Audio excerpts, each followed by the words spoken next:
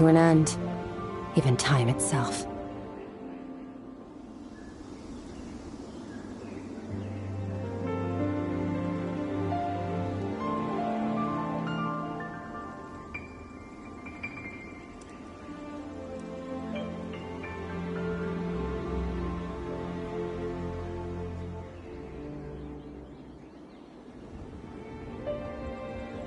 Where do we come from?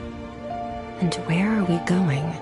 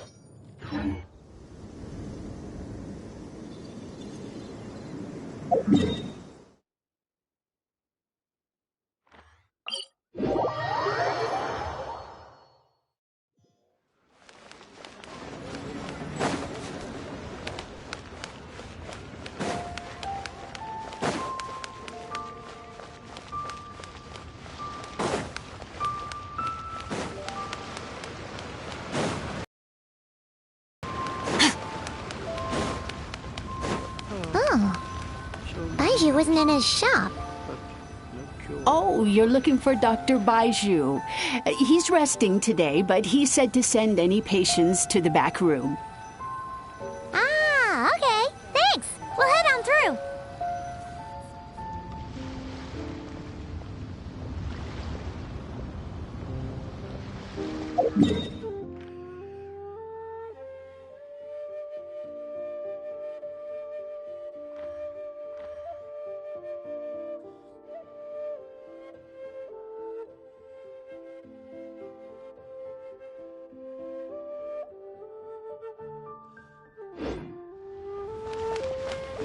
Please, show me your prescription.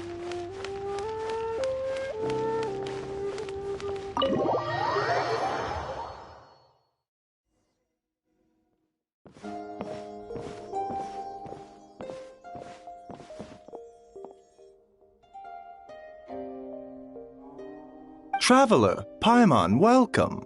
What can I do for you? It's the Traveler. He looks absolutely beat these days. He has these huge dark circles around his eyes, like he hasn't slept a wink. And he keeps spacing out. You have to call his name several times before he snaps out of it. What do you think it is? Is he sick?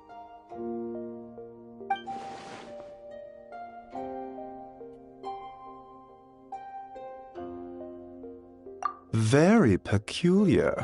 In all the time we've been acquainted, this is the first time you've come to me with a health complaint. Come, let me take a look at you.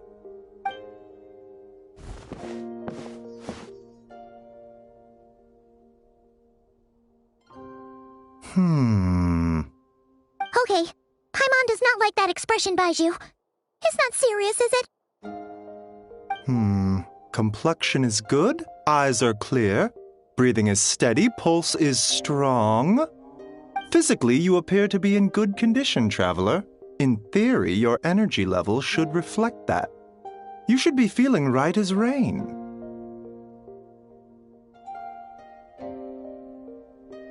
Hence my concern. A clean bill of health is usually a good thing, but in this case, it likely means your situation is more complicated. Physical illnesses come with detectable symptoms that can be used to diagnose, medicate, and cure the condition. But afflictions of a non-physical nature, they fall outside a doctor's realm of expertise. Huh? What do you mean, non-physical nature? Curses, dark magic, it's hard to say. It could just as easily be a simple case of mental fatigue. Why don't you rest here for a bit? Whatever it is we're dealing with, clues to your condition are sure to reveal themselves in time. Once we know the root cause, we can administer the right treatment.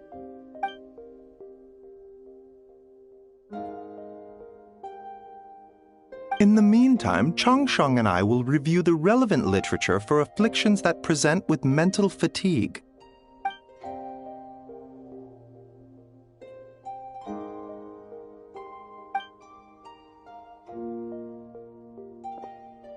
Oh, must be a rare condition if not even Baizhu and Changsheng have seen it before. Well, all we can do is take their advice. You look like you're about to collapse anyway. Just get some rest.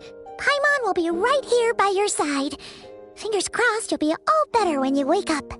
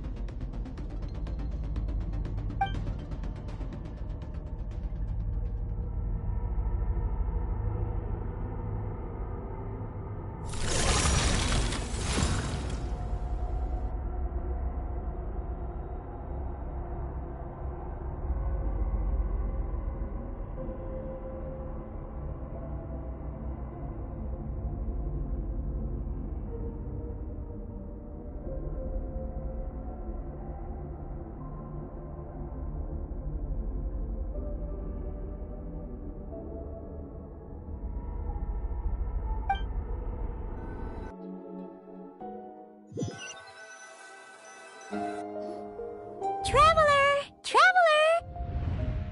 Rise and shine! Time to wake up!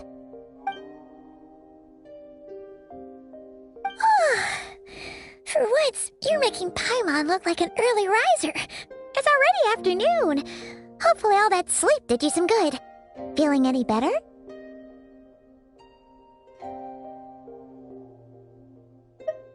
A cut? What? Did you scratch yourself in your sleep? All right, let Paimon take a look. Nope, nothing there. Wait, did you have a nightmare? Okay, don't panic. Paimon heard that dreams tell us what we need by showing us the opposite. So, if you had a nightmare, maybe all you need is something to cheer you up. Come on, Paimon will treat you to something yummy.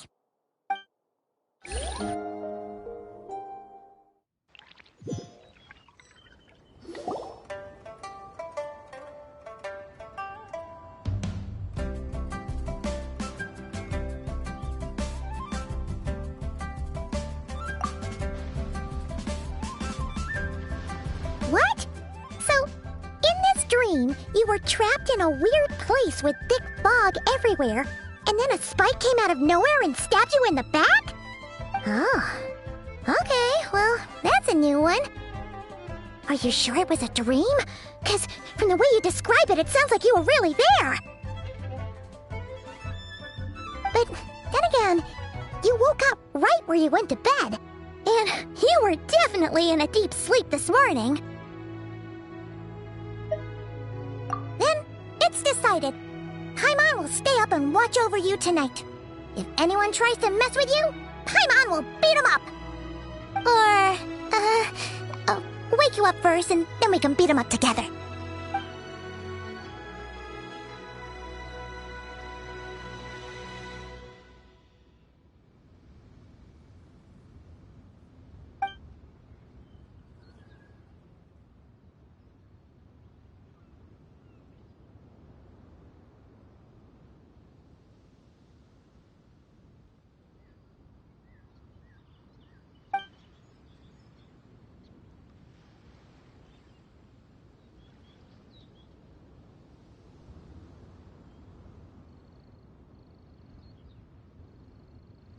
Something is missing.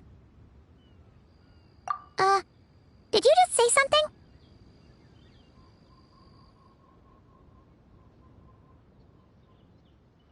The flesh remains whole, but the soul is incomplete. Left unresolved, the mind will wither away along with it. Ah! What the? Wait! Paimon remembers you! Your child's master! Skirk?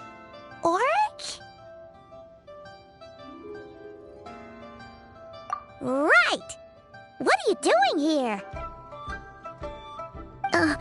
The last time we saw you was at the Primordial Sea in Fontaine, right? But then we left and never learned where you went after that. Child's been looking everywhere for you, by the way. What brings you to Wanmin Restaurant of all places? You came here looking for us? And were you the one behind that hocus pocus just now? Tell me, what is it that you saw? Tight-lipped, huh? I suppose that's fair. You, I'll take a glass of wine. Hmm? Oh, of course! Coming right up. We make this one in-house. It's not too strong. Enjoy. Chef Mao, I'll take a grilled tigerfish over here. Coming right up. If I knew we'd be this busy, I wouldn't have approved Shenhe's vacation. At the end of the day, what happens to you is of little consequence to me. I'm not here to try and win you over. Trust me or not, the choice is yours. If you want my help, now's the time to speak up.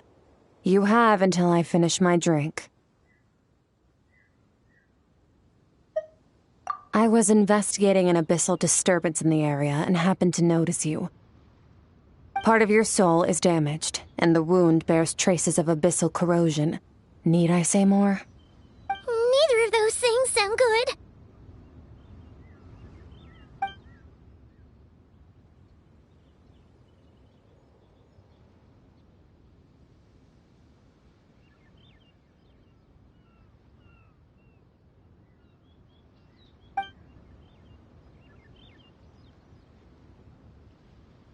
Well, should we trust her? She mentioned an abyssal disturbance. Maybe that has something to do with what's going on with you. But we could always find a different expert on the abyss to help us out. Yeah, and that thing she said about your soul being damaged is scaring Paimon. Definitely something we should fix sooner rather than later. Skirk's an interesting one, that's for sure. But from what Child's told us, she doesn't seem evil, at least. 1, 2, 7, 10. That'll do. Well, have you made up your mind?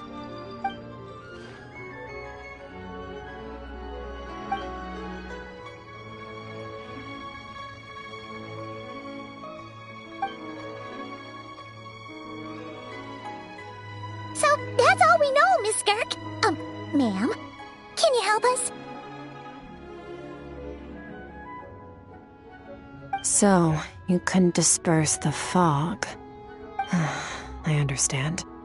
Come find me in the Gwali Plains when you're done here. Oh, and I left cash for the drink on the table. Settle the bill for me, will you? Oh, okay. Huh? She disappeared!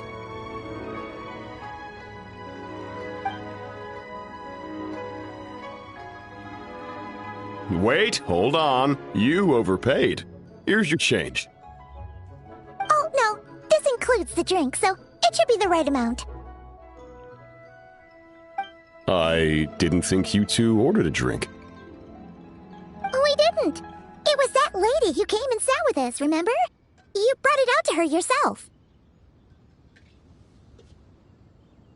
You sure? I could have sworn there were only two of you at that table. What? What'd you put in their dish, Chef Mao? Some kind of hallucinogenic mushroom? You got them seeing things. Seeing things? Wait, so neither of you noticed her? Young lady? About this tall? Wearing a purple dress? She ordered a glass of wine! Oh, now you mention it, that vaguely rings a bell. And it looks like I did open the wine jar, so it must have just slipped my mind. In any case, that settles your bill. Come again soon.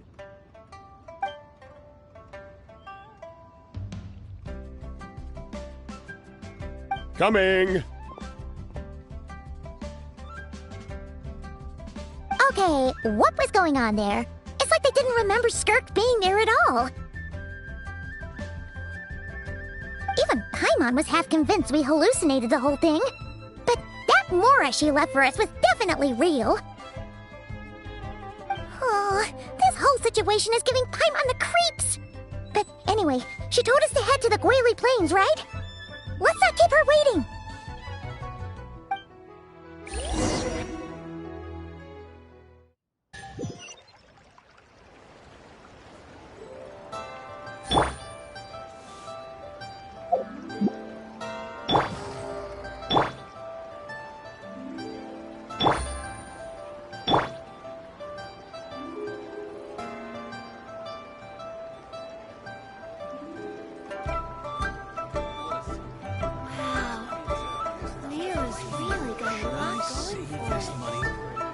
Try something new.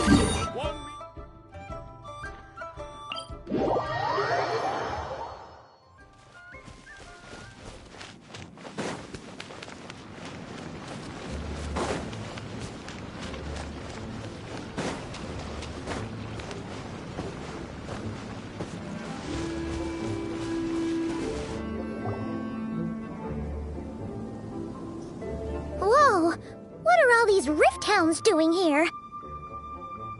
Huh, looks like they're collecting something. Let's go check it out.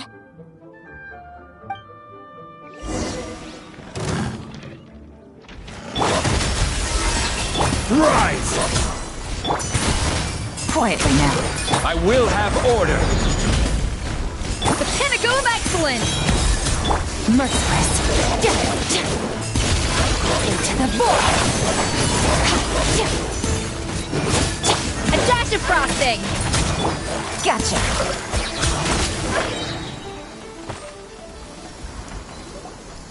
So, this is what they were collecting. It looks kinda like... Yeah. What is going on here? From the moment they are born, all beings with great power have an impact on this world. Even if their body is sundered and their soul extinguished, their influence remains. Gods are the most common example of that. The remnants of gods who fell thousands of years ago remain buried deep within the earth, carrying within them a warped will and a dark curse. Together, these remnants form what you call god remains. And it appears that some of those sealed here were dug up and removed. There are traces left, but they're fading fast. What are you doing? Nothing! Just wanted to make sure you were, real? She's definitely not a ghost traveler. Paimon poked her, and she's solid. Your life hangs in the balance, and that's what you're fixated on? Strange set of priorities. It was just a trick to avoid being perceived. If someone notices me, those memories are erased. Simple as that. Unlike you, I have no desire to establish a connection with the world. The weak and the lowly have no right to remember me. They're lucky they only have a few missing memories to show for it. Now, can we please get back on track? Okay. Where were we? Right. The god remains. So, basically, there's now less of them here than there used to be, right? Isn't that a good thing? In our experience, god remains are 100% bad news. A lot of terrible things have happened because of them. Maybe it's a good thing by human standards, but power doesn't come from nothing, and it doesn't just disappear for no reason. The remains aren't just gone. They were taken. Very clever, Traveler. You aren't the only one who had something taken from you. There are victims like you everywhere. Similar happened in Sumeru. Within consecrated beasts were slaughtered, and a large amount of the god remains buried in the desert went missing. Of course, god remains are just one of the targets. The culprit is chipping away at sources of power all over this world, including the Stella Fortuna above. Wait, you mean... 42 of them have died out in the past few months alone. In Conria, people believed that powerful individuals have corresponding Stella Fortuna. Even should that individual fall, their Stella Fortuna would not disappear, but gradually evolve into a new constellation. Yet now, stars are disappearing from the skies entirely, and it's not hard to deduce what's happening to the power they contain. Something has been leeching power from this world like a parasite steals nutrients from a host. And now, it's no longer satisfied with the remains of the dead. It wants you. This time, it only took a fragment of your soul. But next time, there's no telling how far it could go. No one knows. All I know for certain is this. Getting back what you lost will not be easy. Considering how much power this entity has stolen, it must be a god-level being by now at least. But that's not the real concern. Souls are fragile things, and yours could easily be crushed if you go up against it. So you're gonna help us, right?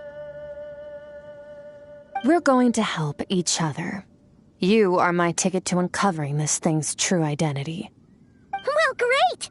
You seem super strong and you know a lot about the Abyss, so Paimon will take it.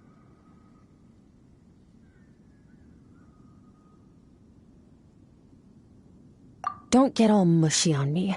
All I'm doing is helping you get back to normal after a sudden crisis. And I should warn you, getting mixed up with me can have unforeseen consequences. We're on very different journeys. You don't want to be in my debt, trust me. You help me uncover the truth behind this entity, and I'll help you recover what you lost. This is a transaction, that's all. You would do well to remember that. Now, come along. Yeesh! You'd think she'd be a little friendlier since she's agreed to help us. But nope, she's just like when we met her in the Primordial Sea. So cold. Well, whatever. If that's how it's gonna be, then she doesn't deserve our friendship. What she does deserve is a super embarrassing nickname. Ah! Paimon's got it. Frosty the Lavender Melon! Serves that Ice Queen right! Anyway, the important thing is that we get that piece of your soul back. So, let's follow her and see what sort of plan she's got.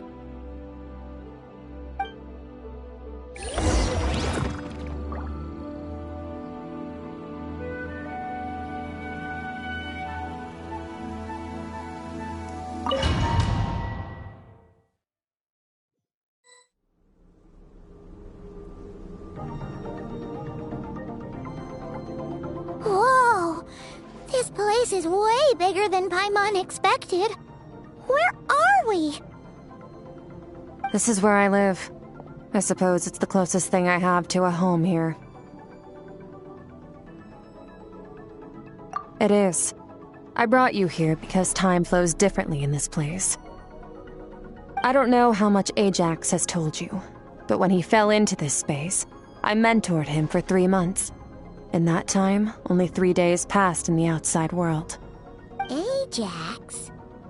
Oh, right! That's Child's real name! Yeah, Paimon remembers him mentioning something like that. So, a month here is equivalent to 1 day in the outside world?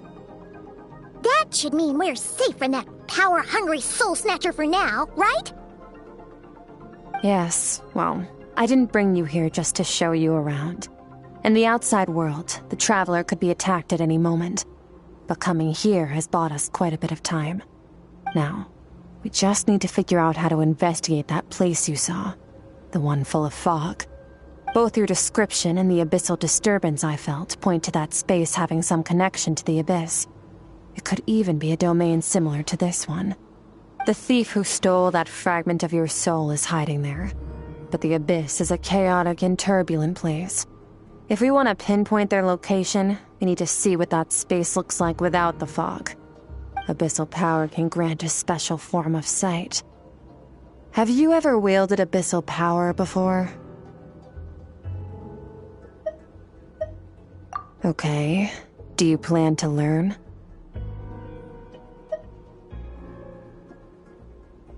That tracks. All the information you have suggests the abyss is something sinister, and that abyssal power is a wild and dangerous force that always spells disaster. And you're saying that's not true? Depends on your perspective. Floods and hurricanes take countless lives too.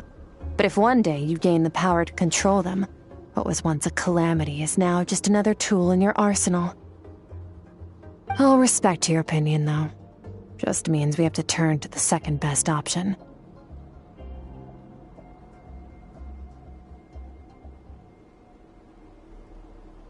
A little abyss crystal that contains my power.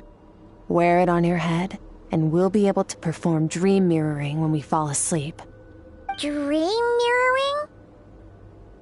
It means experiencing whatever the other person is dreaming. Everything they see, think, and feel. Since you haven't studied the art of using abyssal power, and have no plans to jump in the deep end right now, I'll have to do the investigating for you.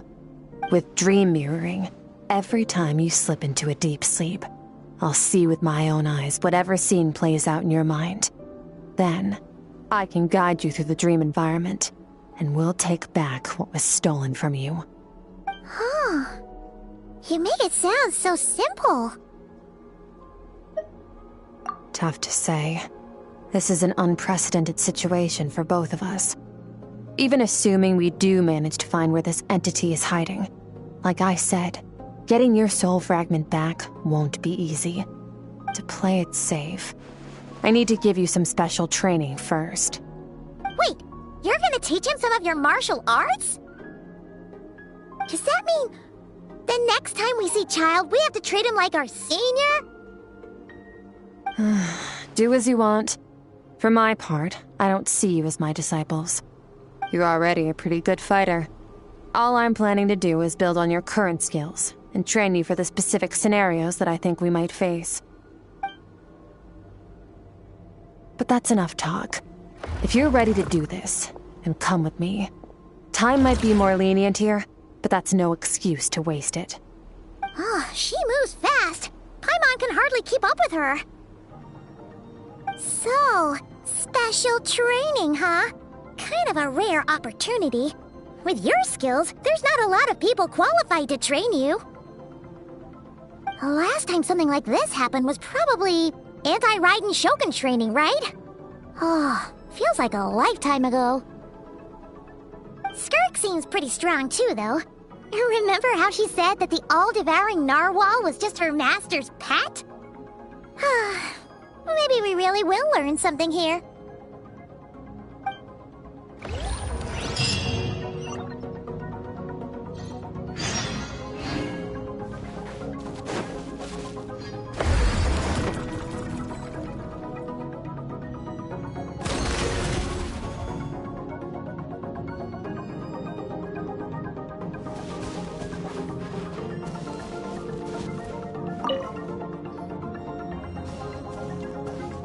Ready?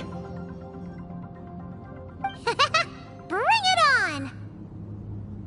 Your training will be split into 3 stages. Testing your blade work, elemental abilities, and reasoning skills. We'll start with blade work. You're no rookie in this area, so I won't bore you with the basics. During your long journey, you've no doubt sparred with a lot of talented sword fighters. Consciously or not, you will have picked up all kinds of techniques from them. You bet! There's Kaya, Master Jean, Kuching...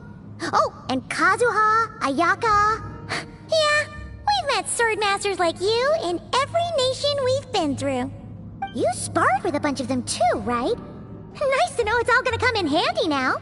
Don't get too smug. In sword fighting, techniques alone are not enough. You need a cohesive system to bring it all together. A style or school of fighting. To use the human body as an analogy, your style is your skeleton, the foundation, the framework. Techniques are the muscles and other flesh attached to the bones. This is where your strength comes from. Improving your sword fighting is like growing that body. If your frame got bigger and taller, but you didn't add any muscle mass, you'd be weak and flimsy. Then again, if you packed on pounds of flesh without a big enough frame to support it, you'd end up bloated and unwieldy.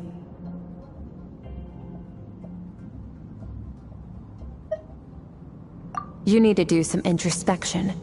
Take a good, hard look at your past experiences and figure out which parts of what you've learned are just techniques, and which parts can be used to form your own system of blade work.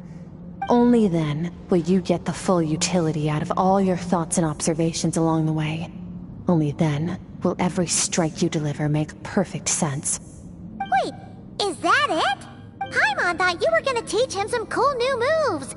Like when you went swoosh and opened a tunnel to another place. One day, you'll reach a new level of power where you realize that even that's as basic a trick as any other. But right now, our sword styles are so wildly different that teaching you mere techniques is pointless. There are no shortcuts in the pursuit of power. Failure is your best teacher, and rigor is your coursework. That's all I have to say. Time to make a start. Train until you're satisfied with yourself. Now focus.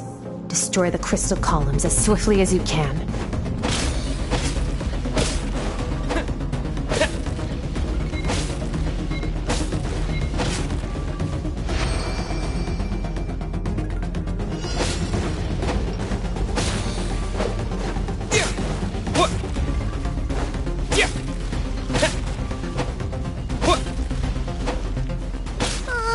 This is making Paimon's head spin. Hang in there, traveler!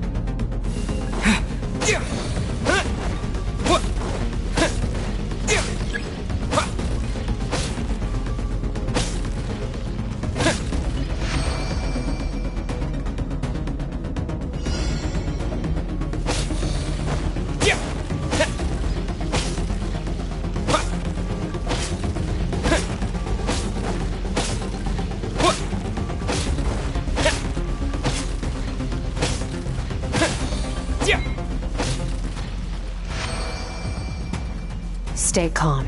Use your head. You have to keep it together.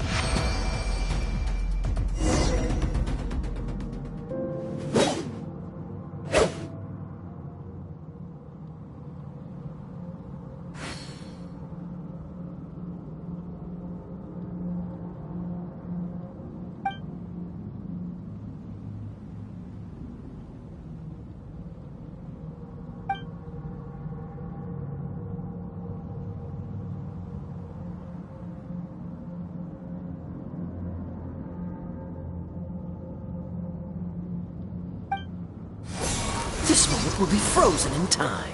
Cut to the chase. Consider a moment of true mastery that you've witnessed in another person, and ask yourself, what lies beneath the surface? What's their guiding philosophy? What's their state of mind as they maneuver their weapon? Now take that and practice it right away with speed, skill, and strength, over and over, until your hand is one with your mind. This is the only path to true growth. Step on up. Dance with the waves.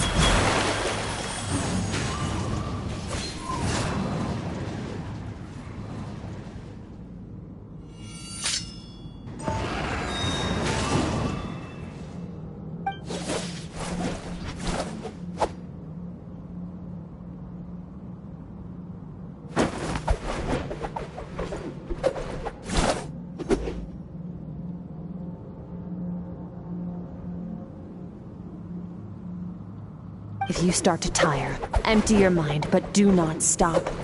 Stay in that frame of mind as you keep up the fight. Get rid of all redundant movements. Imagine your sword is an extension of your own body. Wield it just as you wield your arms, hands, and fingers. 'Twas on a deserted, moonlit night that the hero approached the vile dragon's limpid lair. Ring cutter! Feathers fleeting wet, the white heron treads water, a sight without flaw. Master of Inazuma Kamisato art Tachijutsu.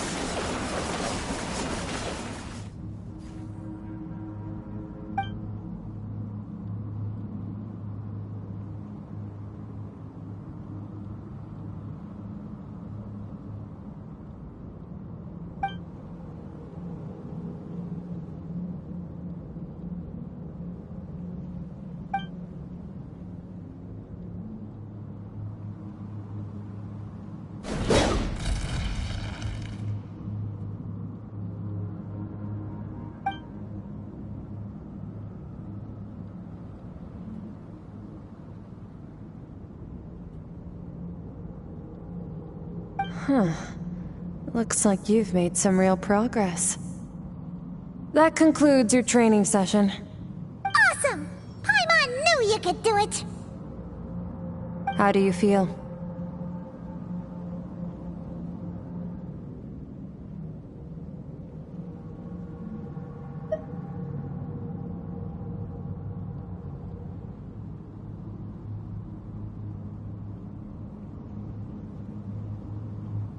As you should be. Time flies when you're training hard. You've actually been going for several days now with no rest. Yeah, meanwhile Paimon's had a whole bunch of naps. But you were so focused, she didn't want to interrupt you. Go get some sleep. I'll be doing the same very soon. Let's hope you see that foggy place in your dream, so I can get this investigation over and done with.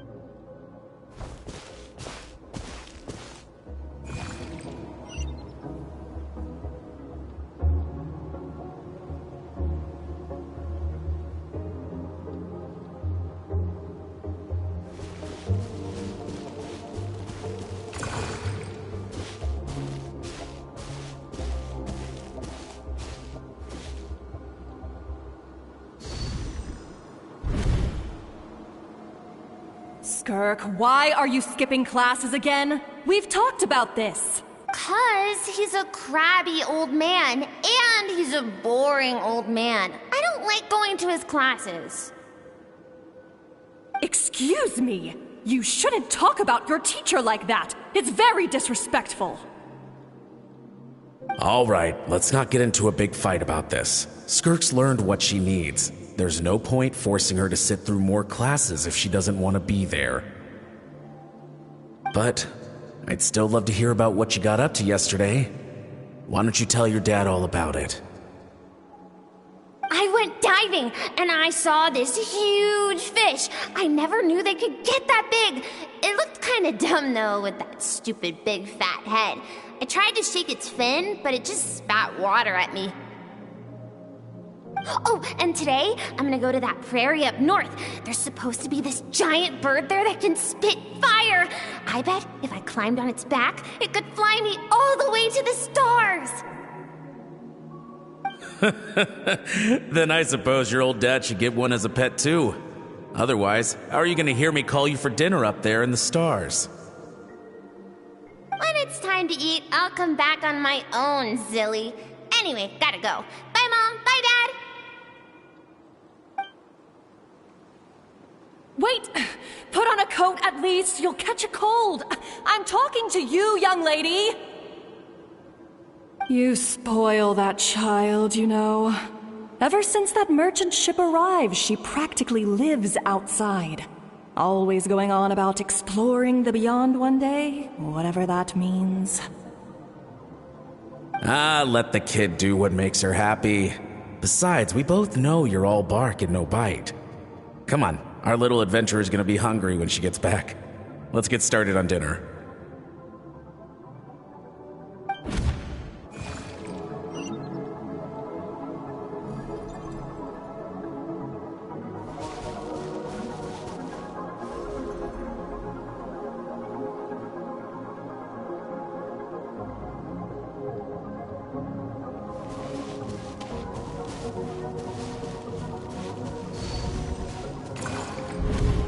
The stars shimmer high above. But what lies beyond the stars?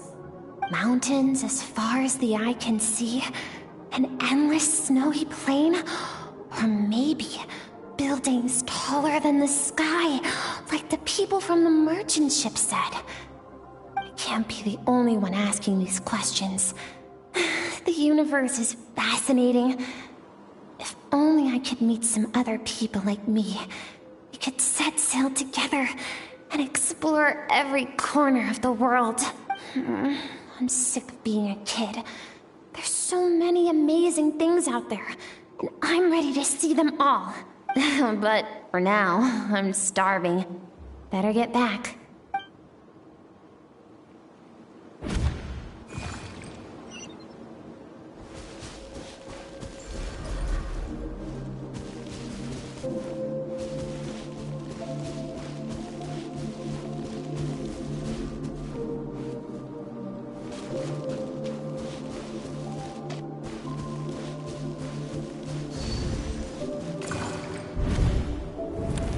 Don't let a single one of them get away! No, please, spare the children! Stay back! They're coming! Run! Help! Eliminate the threat. Take them down!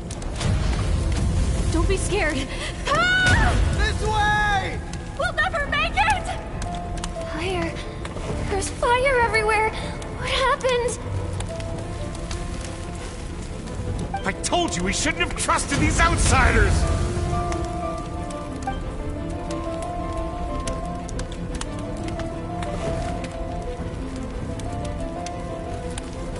Why are you doing this? What did we do to deserve this? We welcomed you with our finest food and drink, showed you the best our home has to offer, gifted you cloth dyed by our own hands. And this is how you treat us? Run! Save yourselves! Captain, Zone 3 is clear and we have Zone 2 surrounded. Begin extermination. Remember the orders from upper command.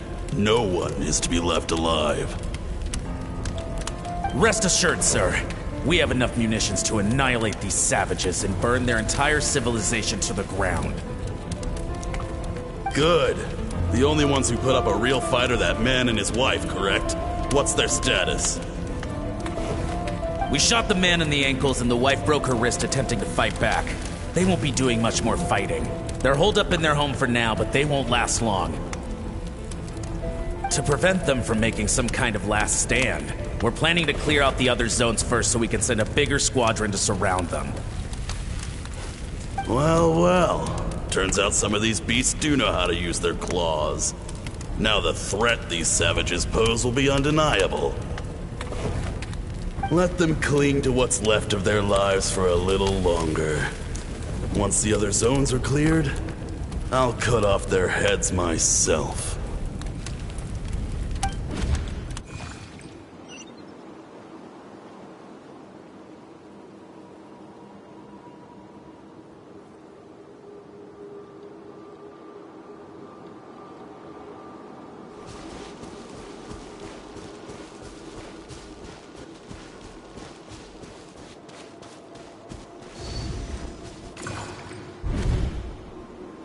Dad? Mom? Skirk! You're alright! Thank heavens! I'm so happy to see you, sweet girl. But you need to go. It isn't safe here. They'll be back any second. What happened? You're bleeding a lot. Dad? Mom?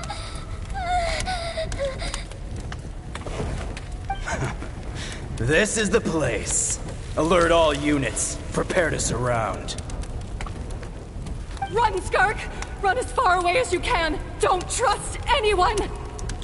Your dad and I, we're not afraid to stare death in the face, but we need you to survive.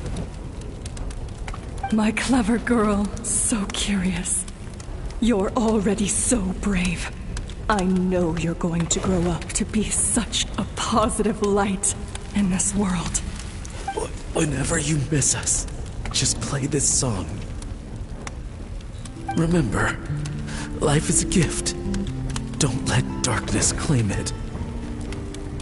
Break down the door! Look what we have here. A savage that can pluck a tune. Well, the show's over.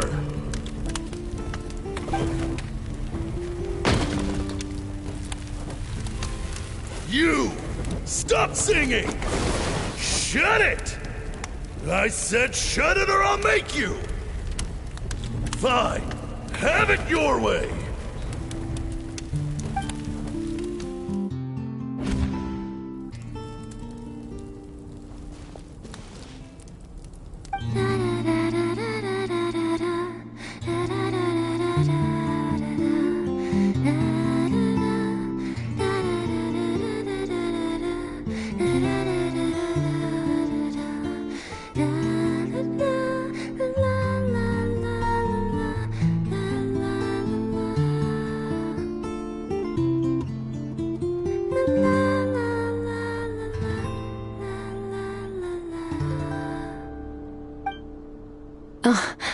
You're awake?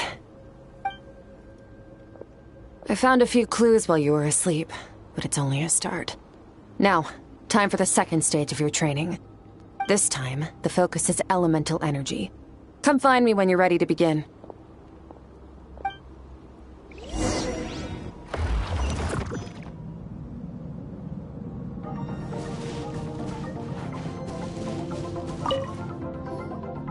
Man, staying in the abyss feels so surreal, don't you think? No day and no night. It's like time hardly exists. If we weren't careful to keep track, it feels like we'd have no idea how long we've even been here. Well, except for the fact that Paimon still gets hungry like clockwork. You go do your training. Paimon's gonna grab a bite.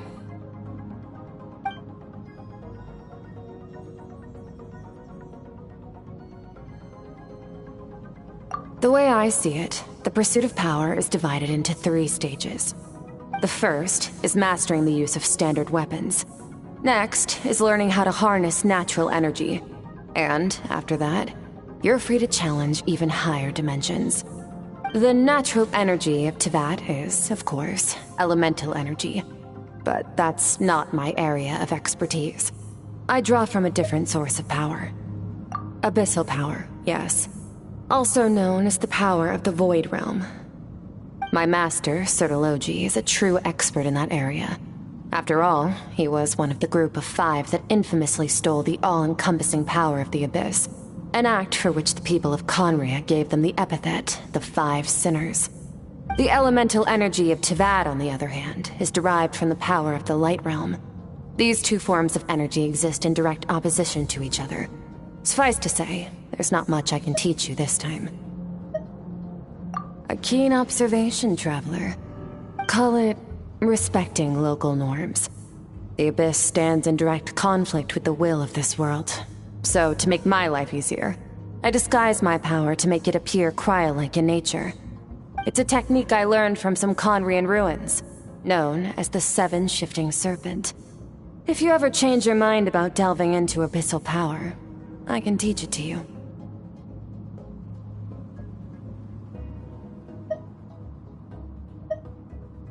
So I've heard. You seem to have a knack for removing abyssal power. But is purification really what's going on there? Like I said, power does not simply disappear. Just thinking out loud.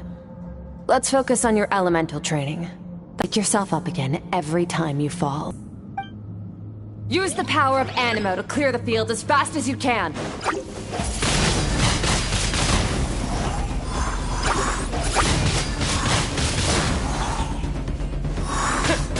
Yeah.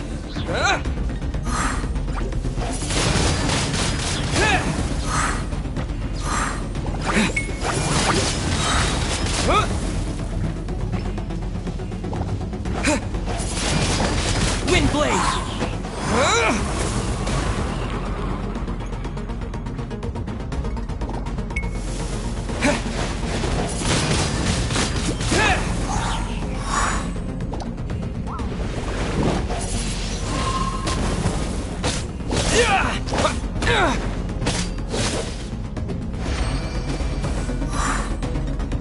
Observe your surroundings. Look for things you can use to tilt the scales of success in your favor.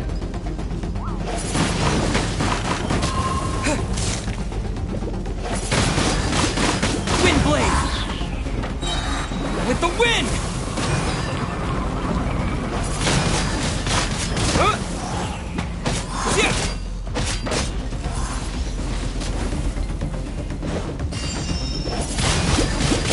Wind blade.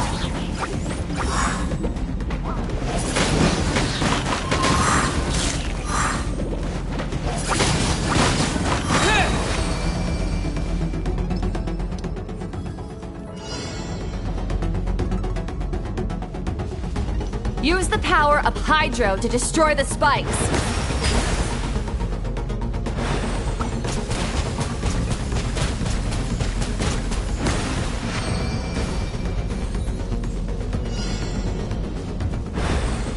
Faster. Don't give them a chance to strike you. You need to be quicker than you were in your dream. You can't afford another injury like that.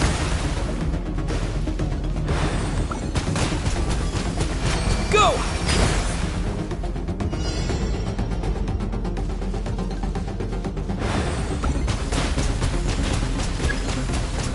Water jet!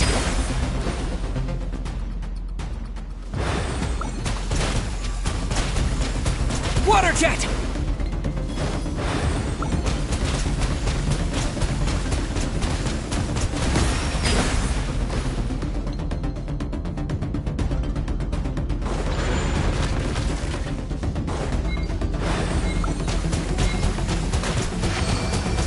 Water jet!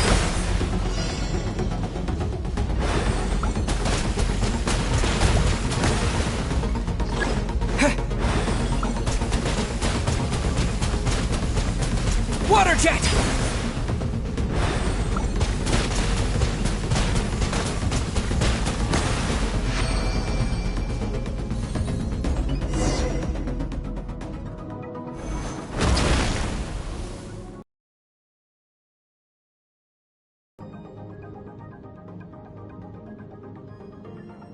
You need to understand what makes you special. The ability to wield elemental energy without a vision and switch between the elements at will. It means your aspirations need no approval from the gods. Your power is not bound by the rules of this world. So be bold. Do not be afraid to chart your own path.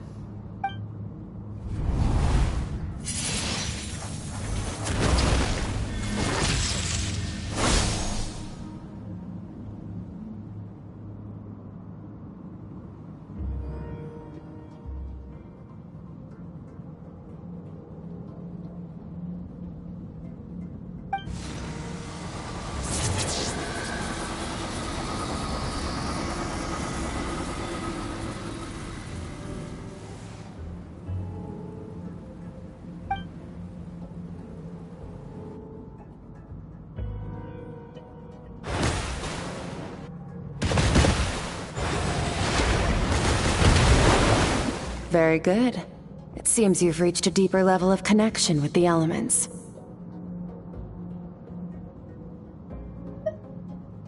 Long enough for you to lose yourself in your training, which is a good sign. Relentless practice with the elements has drained all your strength, but it's also what allowed you to make progress. Get some rest. When you wake up, we'll proceed to the final stage of your training.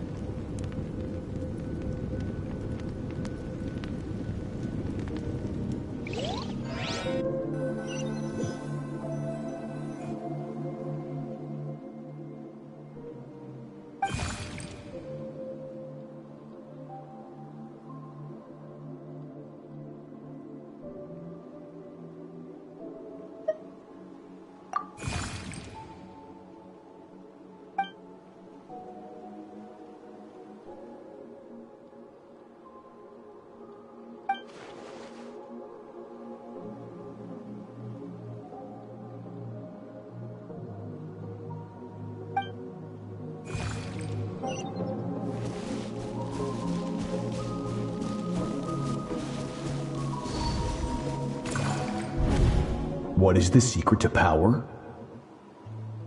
Longing, hatred, self-preservation. No, it is fear.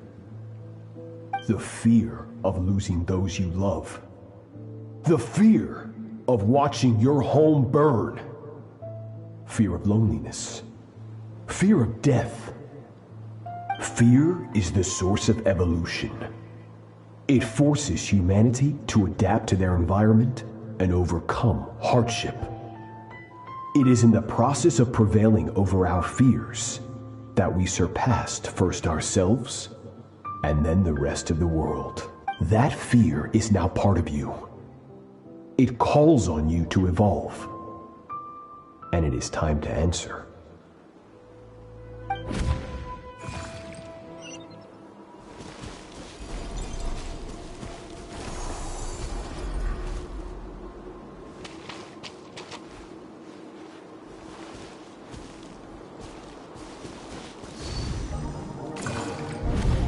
Any minute spent missing home is a minute wasted.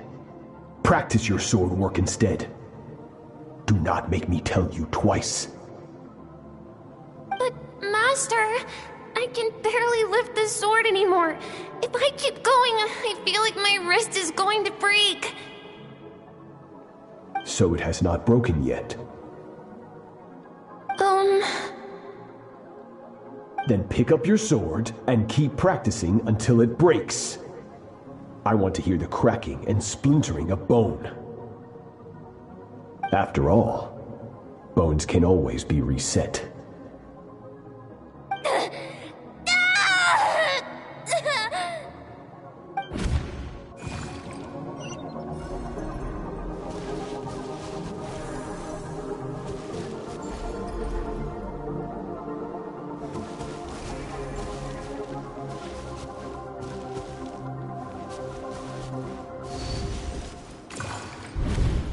good, Skirk. Once again, you survived. How do you feel? Cold and pain. These are signs that you are adapting to the abyss. Each time the flesh is torn and the spirit crushed, each time you claw back from the brink of death, you become stronger. I now understand why these people sought to destroy your homeland. Your potential goes beyond even what I could have anticipated. But you still have much to learn in your pursuit of strength. Your mind is rife with distractions. From now on, I shall show no mercy. Crush the self that makes you weak, and become master over your physical form. Get up, Skirk. Wipe the blood off your face. Cut away the rotten parts of your flesh, and mend what is broken. Then take up your sword. Yes, Master.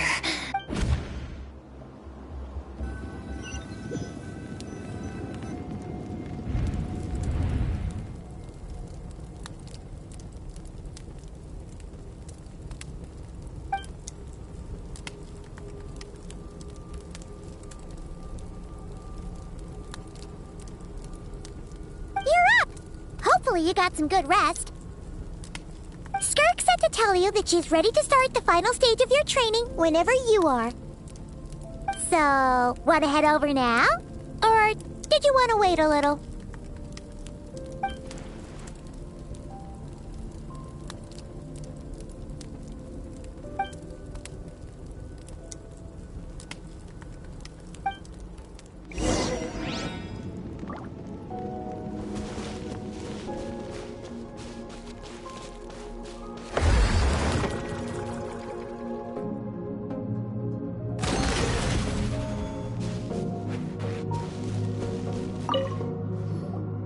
From your training so far, you have gained better command of the sword, and more control over your elemental abilities. That's only part of it. Experience is the real teacher. Your journey, the friends you have made, the dangers you have faced. These have taught you more than I ever could. Now, it's time to focus on how you react under pressure. You must be able to think rationally, even in unpredictable combat situations. To simulate this, I'm going to attack, and you're going to block. Ready?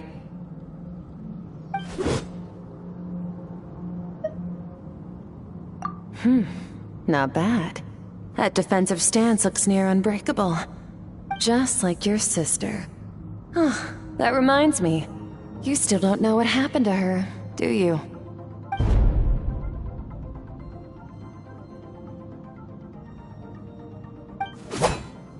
Hey, no fair! That's cheating!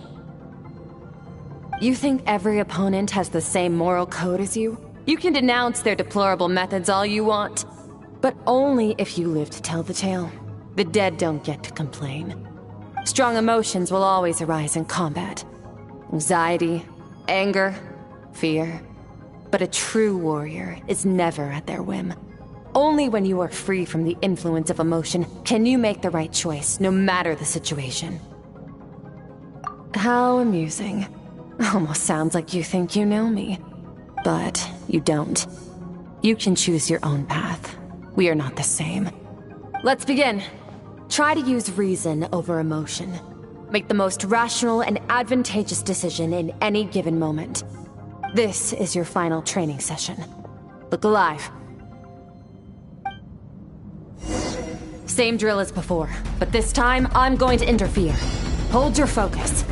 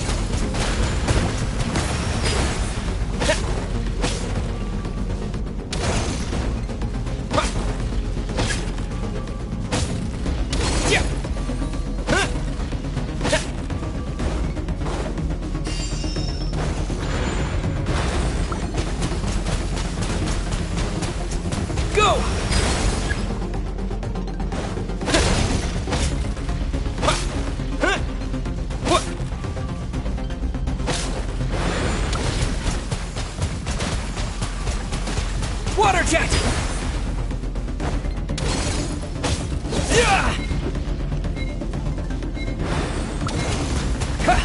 Not bad. Better than I expected.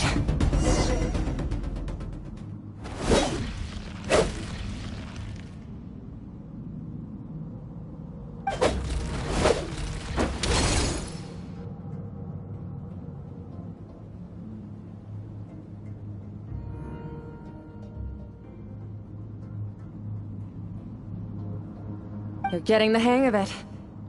The first step to controlling your emotions is controlling your mind. You want a unified train of thought. It all comes down to focus.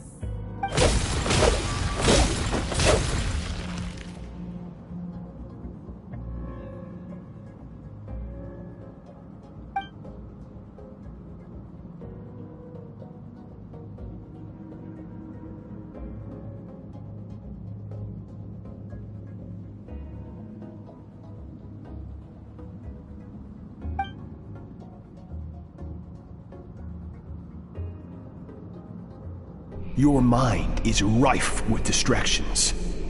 From now on, I shall show no mercy in your training.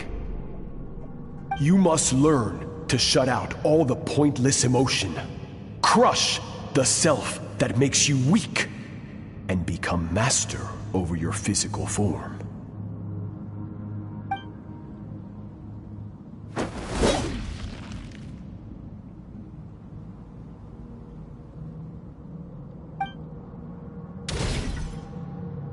Stop. Let's pause here. One look, and I can tell your mind has wandered. That's to be expected. There's a limit to how long a human being can concentrate on one thing. Staying calm and focused sounds simple in theory, but in practice, it's more demanding than sword work or elemental abilities.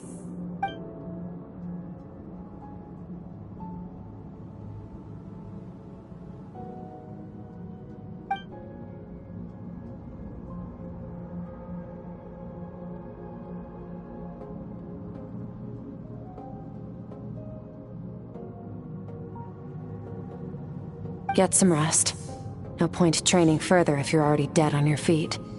Like I said at the beginning, the only goal of this training is for you to reach a point that you're satisfied with. You managed to push past your limits, which is a good start. You can be proud of that, and sleep well knowing that you've earned it.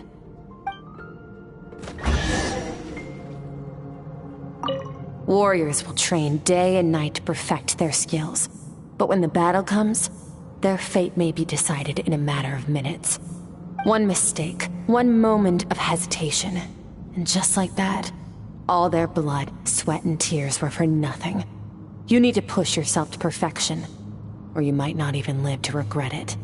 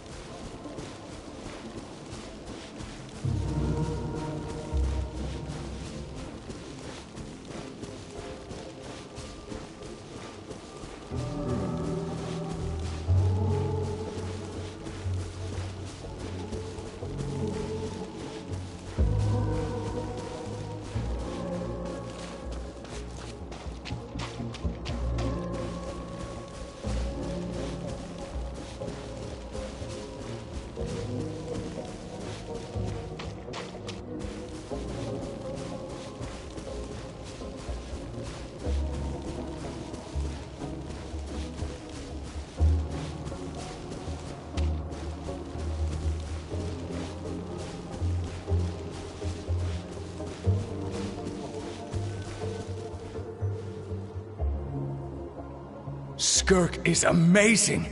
She faced down that terrifying giant and cut its head clean off! Oh, she got hurt though, didn't she? I heard it was pretty bad. Yeah, well, that's a given. But the moment she was on the mend, she got right back to practicing her sword work. I heard Master suffered a grave injury once too. Lost an arm and a leg and still came back stronger than ever. Skirk's becoming more like him by the day. Oh, incredible. I wonder if I'll ever reach their level. They're always so resolute, so unshakable.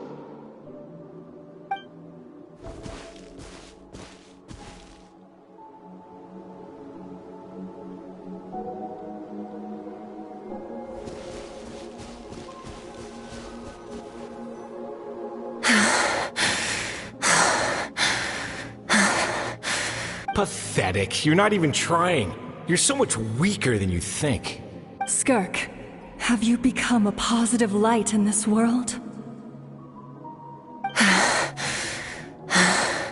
Do you even remember how many of us perished in that fire? How many bodies were left to rot on the scorched earth? Yet you alone live on. Keep your gaze fixed on your blade. You don't deserve to rest. I have so many questions. I just want to jump in a spaceship, explore the whole universe, and get answers from the stars. I just need to wait till I'm grown up. Then, I can do anything. Now, you must bid farewell to who you were in the past, and become someone stronger. Run! Skirk! Run! Only death awaits us here.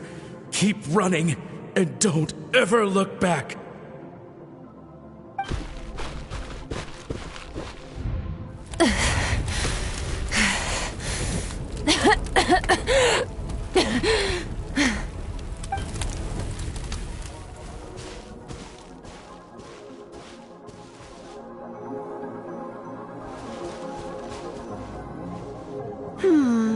Let's see here.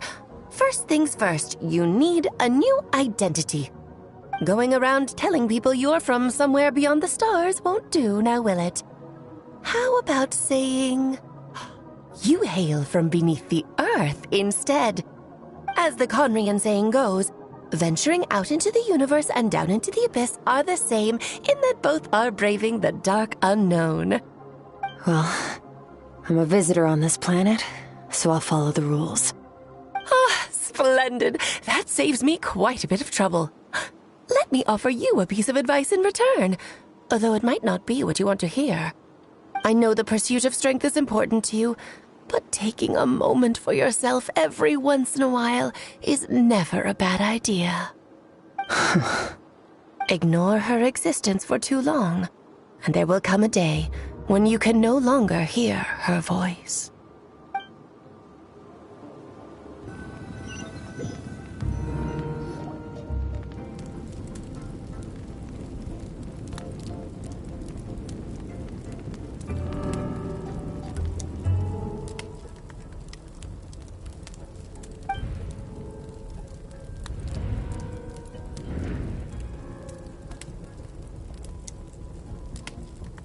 You're awake!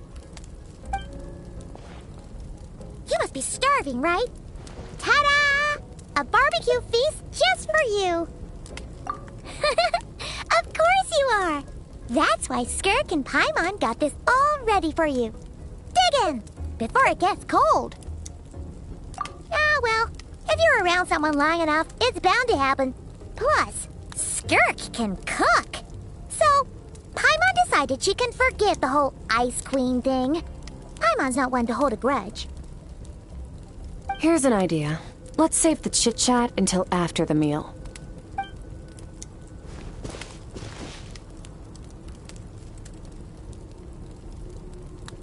Ugh, so full. Okay, it's Paimon's turn to sleep now. Wake her up when it's time to go.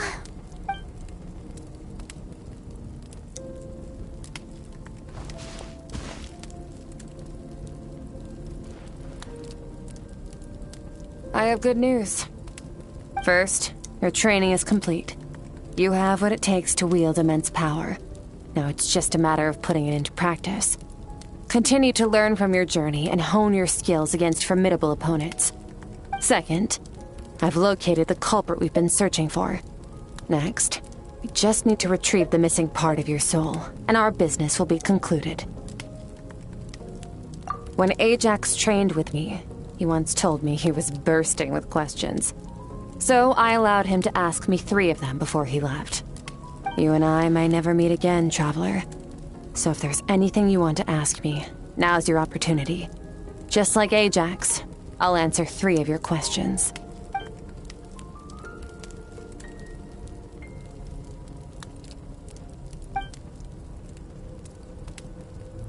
Okay, not the angle I was expecting. What makes...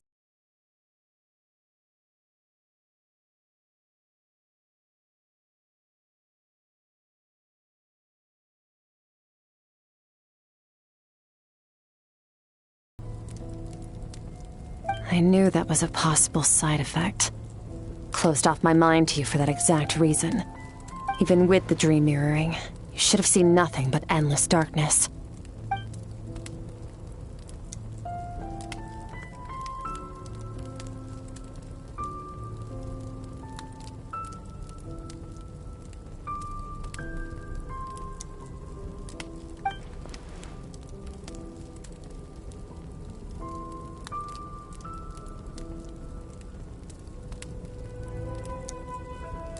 Whatever. Must have been a flaw in my execution. I shouldn't be too surprised. Due to some recent circumstances, my self-control has been lacking as of late. Since you've seen what you've seen,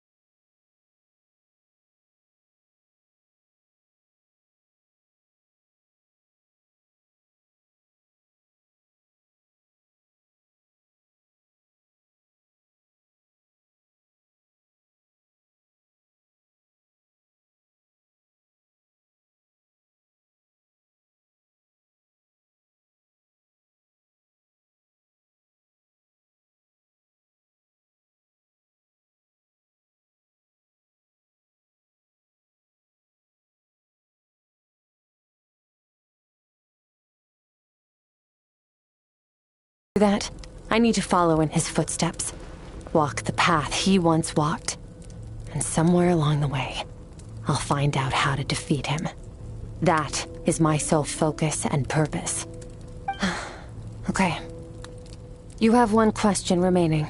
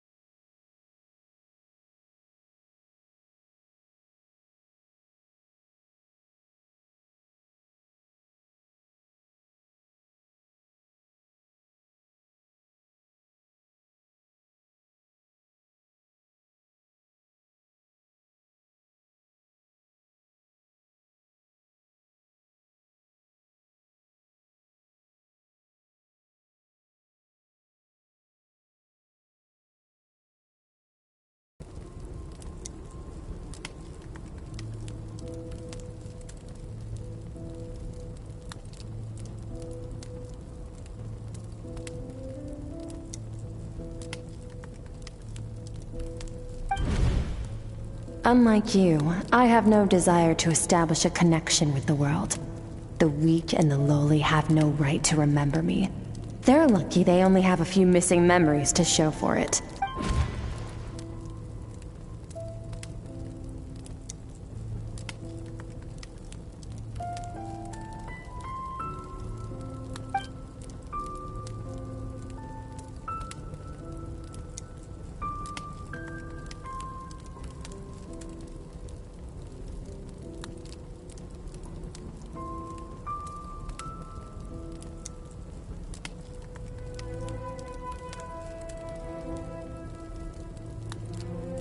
Wake up your companion.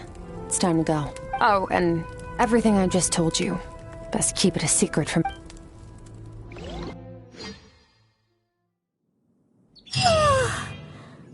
to go. Oh, finally. Where are we headed? Just follow me. I'll open an abyssal rift close to the culprit's location. It will take us to where he's hiding.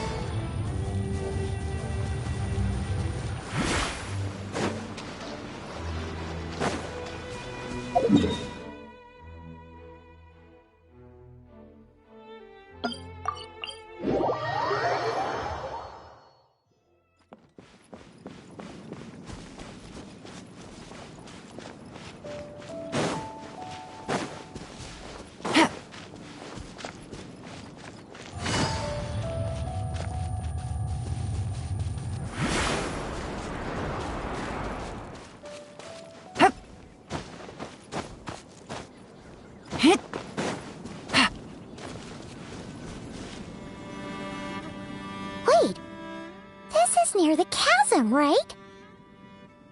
Yes. If we enter from here, we'll be able to reach that place from your dream. You have some experience with abyssal domains by now, but still, this is someone else's territory. Best to proceed with caution. Don't worry, Paimon's an expert at hiding behind other people for safety. Oh, but That means you need to stay safe, traveler. All right. Remember your training. Time to put it to use.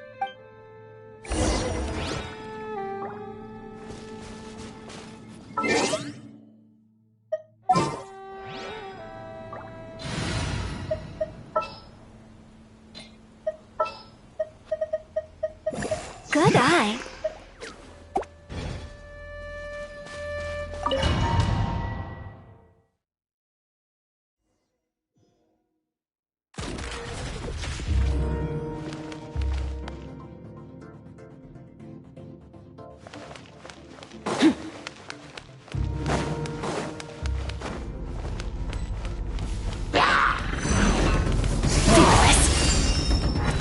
Wipe out! Another star goes out! Merciless.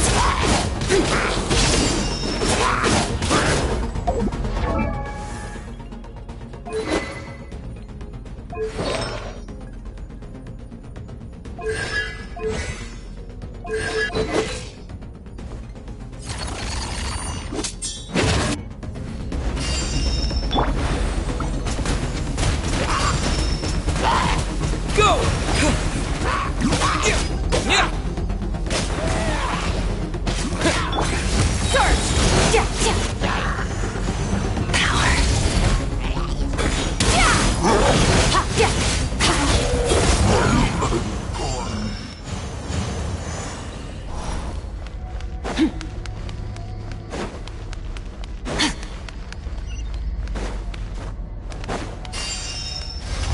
Whoa! Look at all these spikes! Careful! Don't get hit! You know what? Paimon's just gonna float behind you. Come on, you got this.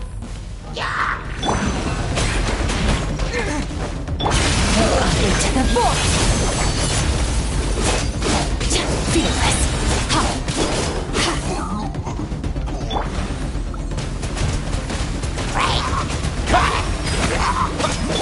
Merciless.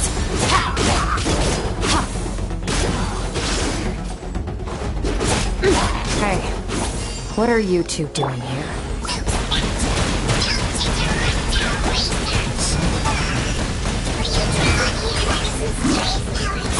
Dusty, like an abandoned house. Let's press on.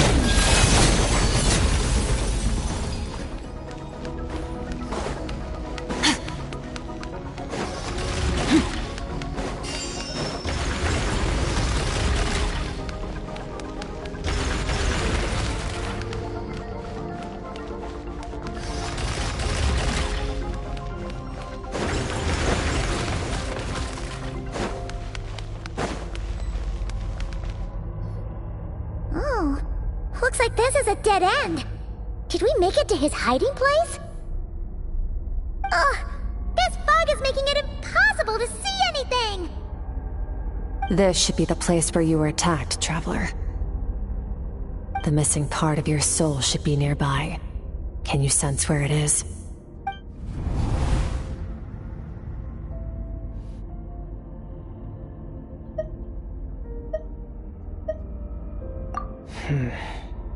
Our opponent must have covered his tracks just in case. Otherwise, you should have sensed it much more strongly. Hold on! Look! The spikes are back! Stay calm. Let's hold back a little. Give our enemy some wiggle room so we can see what we're dealing with. If you're too reckless, we might be playing right into his hands. Our enemy took part of your soul for a reason. It's likely he integrated it into his attack somehow. If we're smart about this, we can track it down.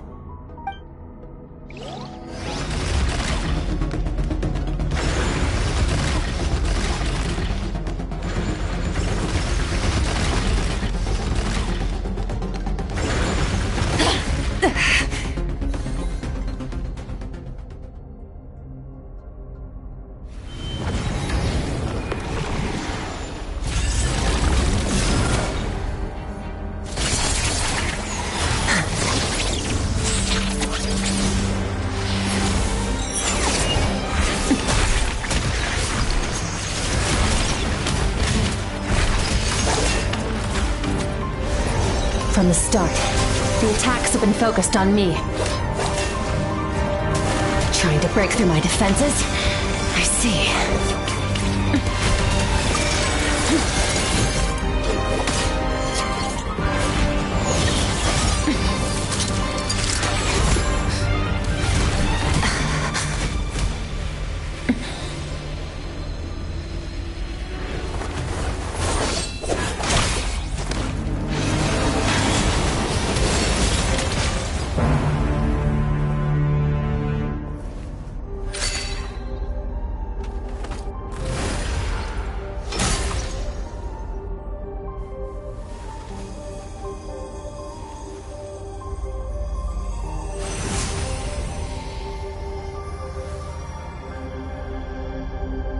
There. I got it back. Traveler! Skirk! What happened? It looked like Skirk just got...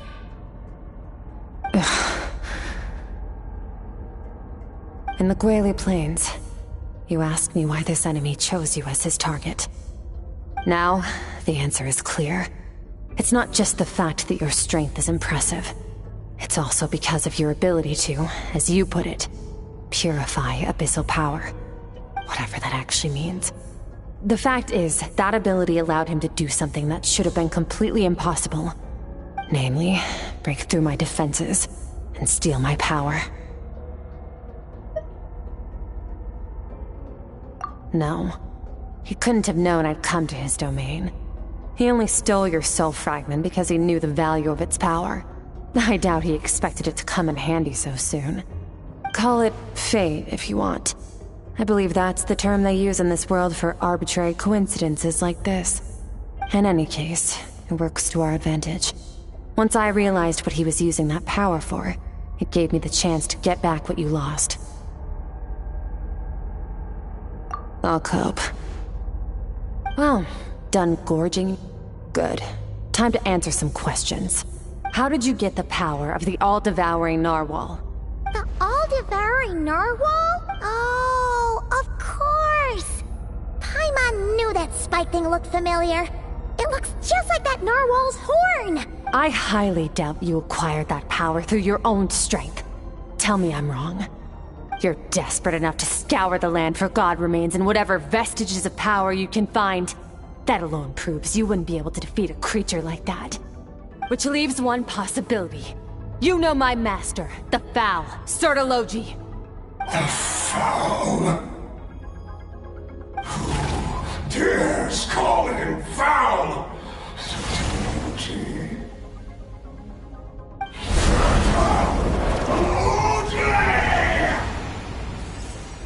What's wrong? Bit off more power than you can chew? You're struggling to hold a basic conversation. Just a little longer.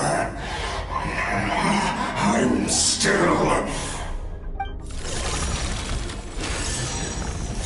Look! It's back! Those obsessed with power will let it devour them before abandoning their pursuit. Keep calm and use reason to decide the best course of action.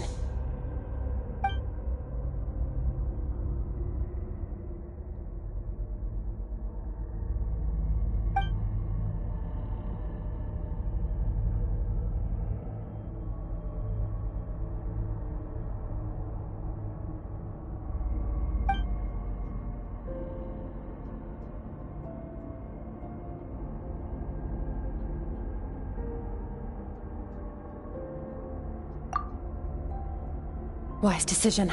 Final victory doesn't always come after a single battle. You've got your soul fragment back, so we both got what we came for. Let the enemy draw breath while he can. It won't be for long. Get us out of here, Traveler. You'll need to lead the way this time.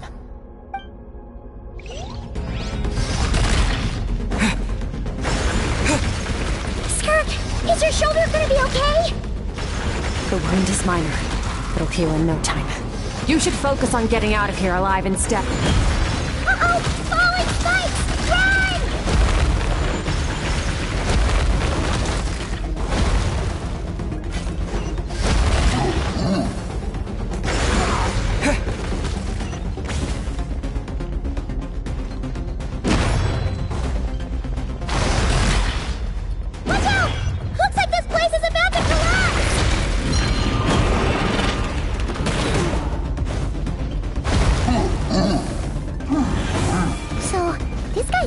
power has something to do with the all-devouring narwhal.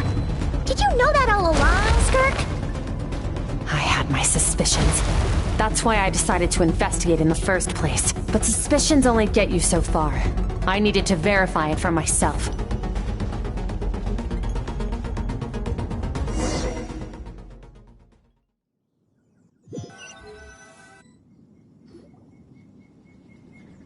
Phew. Oh, we should be safe here, right? I no longer sense his presence. Can't have followed us out of that abyssal domain. Weaklings like him will find that my power is not so easily controlled.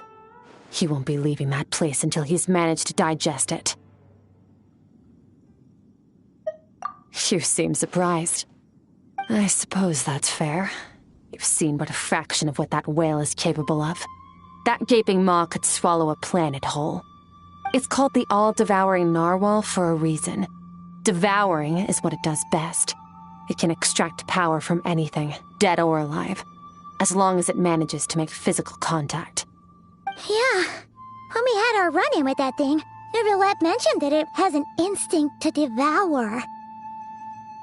Your dragon friend recognized the nature of its abilities and used the power of Hydro to protect you. That worked because it was in a satiated state, so it was somewhat less aggressive than usual. It's a different story when it has no more power to feed off of. That's when its true voracious nature kicks in. It could devour everything on the planet in that state, which is why I cast it into that void space. But I hadn't counted on there being anyone left on this planet capable of wielding its power. To me, that says he must have encountered the whale a long time ago. Meaning, he must have known my master. Exactly. It told me everything I needed to know. Hence why I said we both got what we came for. And I believe that brings our transaction to an end. Now that you're whole again, you can get back to your own journey. I'll handle the rest of this situation myself. No way! We can't leave now! Something was stolen from you because of us! We have to help you get it back! This isn't my first taste of failure or losing power. When you fall, you get back up again and become stronger. That's how it is. But what if that monster finds you before you're all better? Plus, how are you gonna get home? It's not like you can just go swoosh and open a door to the abyss again. Not without your full strength. So, sticking with us for the time being doesn't sound so bad, does it?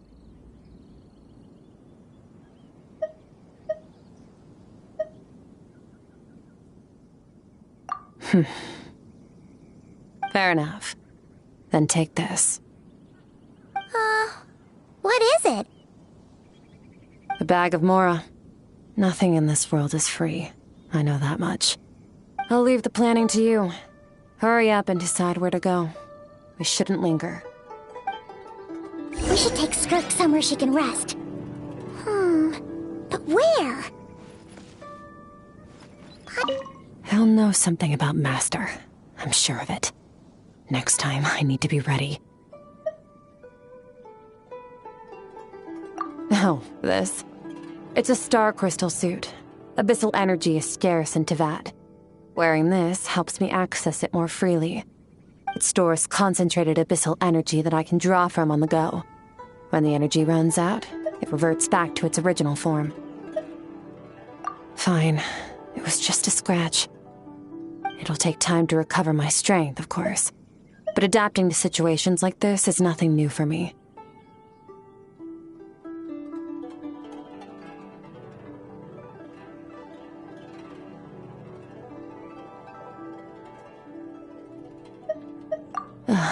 Found somewhere to rest. Well, lead the way then.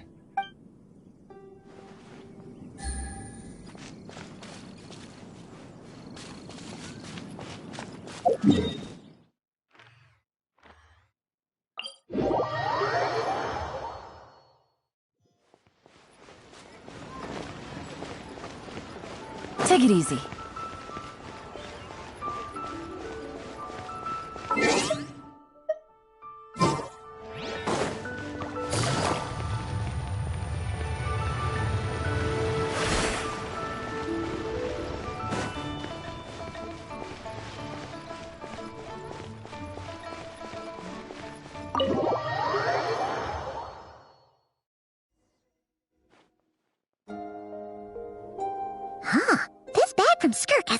a Mora in it.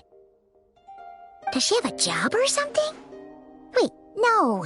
After what we saw at Wamin Restaurant, that seems impossible. Can you imagine? It would go something like... I'll be collecting my paycheck now, boss. Oh, sure thing. Wait, who are you? Have we met? Can't hold a job if you make everyone forget about you. So, what did she do to get all this Mora? Claimed some buried treasure, took care of a few monsters that were causing trouble. Nothing untoward. It's safe to use. You heard all that? A sonorous voice like yours is hard to miss. I wouldn't be surprised if the sound of it traveled to the nearest mountaintop. Then, did you by chance happen to hear Paimon's little, joke earlier? You mean when you called me Frosty the Lavender Melon?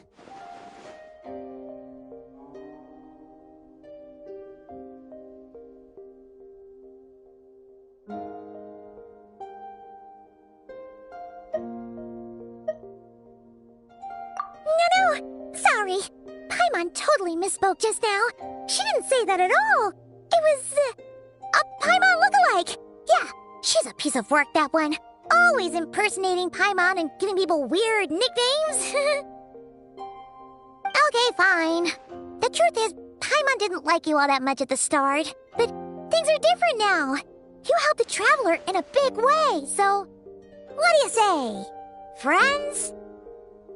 Ugh. I noticed there was only one bed. Go ahead and get some rest. Wait, what about you? I don't get tired, and I don't need rest.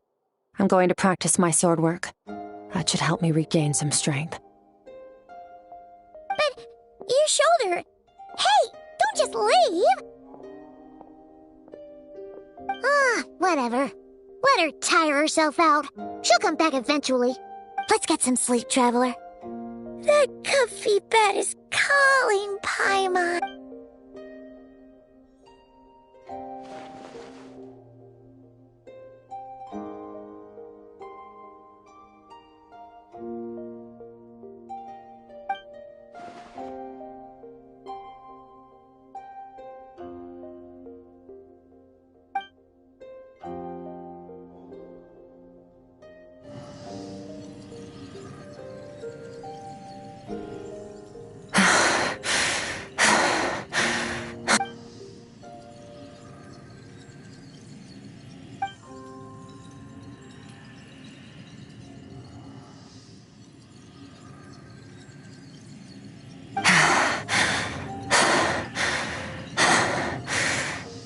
Quiet.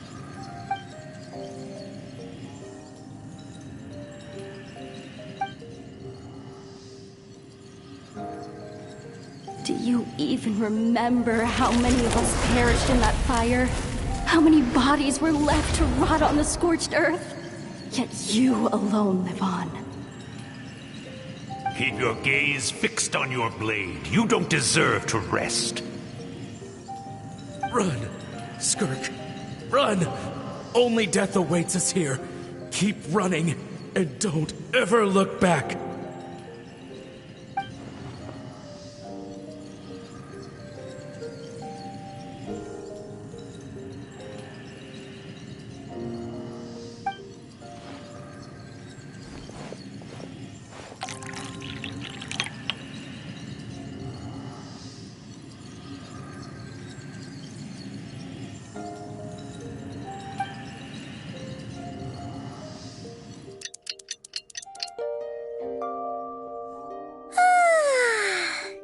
An early night's sleep is the best.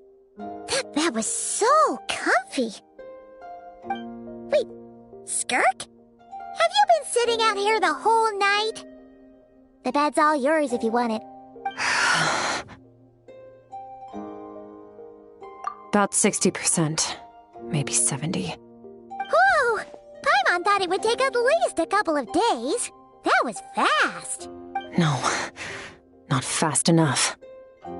That's 20% less than last time. Same training regimen, same intensity. Nothing felt different, but somehow the outcome fell short.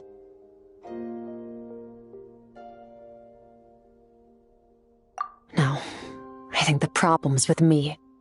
I need to meditate for the next 2 days. Deep introspection should help me find the issue. Ooh, sounds intense. We'll watch over you in the meantime, then.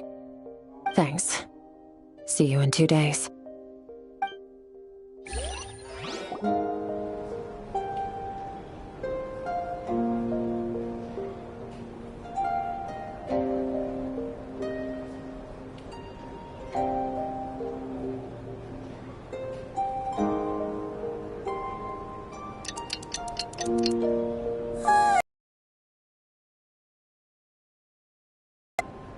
Skirk is still meditating, huh? It's been 2 days.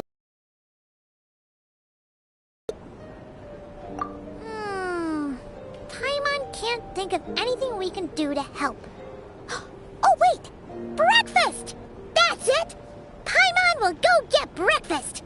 Skirk is gonna be starving when she wakes up. Be right back.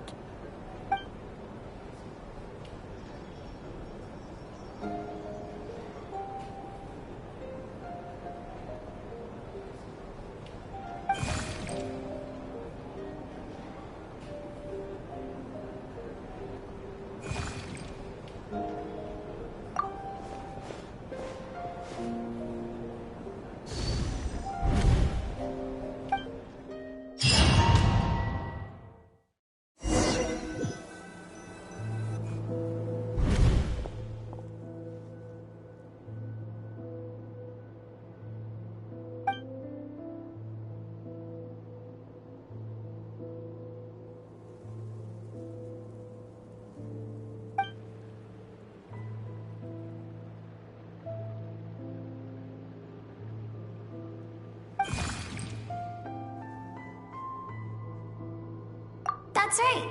This is Skirk's inner world. Think of it as the threshold between the soul and dreams. This isn't your first time here, but what you remember is probably a space covered in darkness. I only managed to illuminate a small portion for you back then. Actually, it's my first time talking to someone like this. I only managed to break free and bring you here because the injury weakened her power. I guess that's why I can speak again, too. Call it fate, if you want. I think that's the word they use in this world for lucky coincidences like this, right? Now, before I take you to her, I gotta ask. You're the first outside visitor to ever come here, so what's your impression of this place?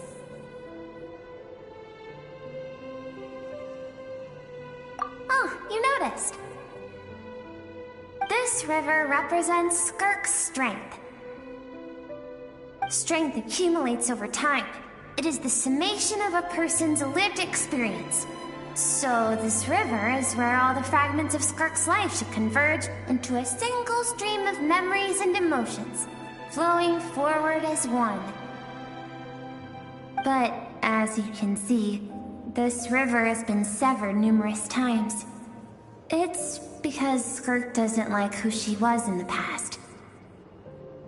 When all she sees reflected in the river is a disgraceful shadow of who she was, she cuts through water and rock with the sword of reason, severs her connection with the past, and begins anew.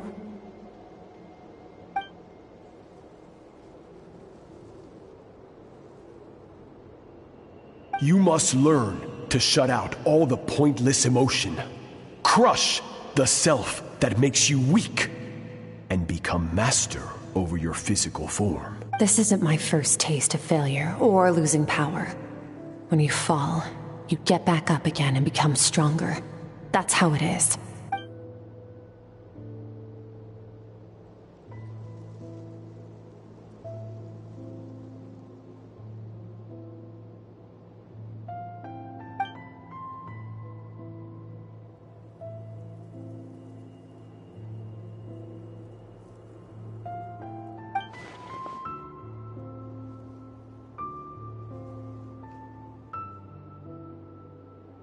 The answer to one mystery invites another question, I see.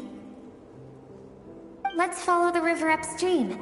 There among the cliffs, among the memories etched into her heart, lies the truth of it all. Soon, you'll understand everything.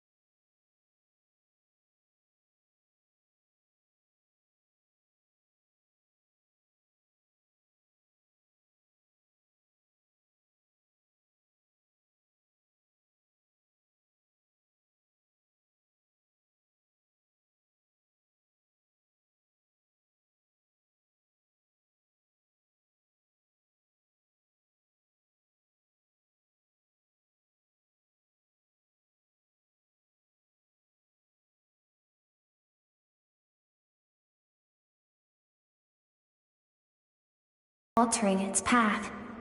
But the reason for that decision stems from events much earlier on in her life. Let's keep going. It's still a long way to the source of the river.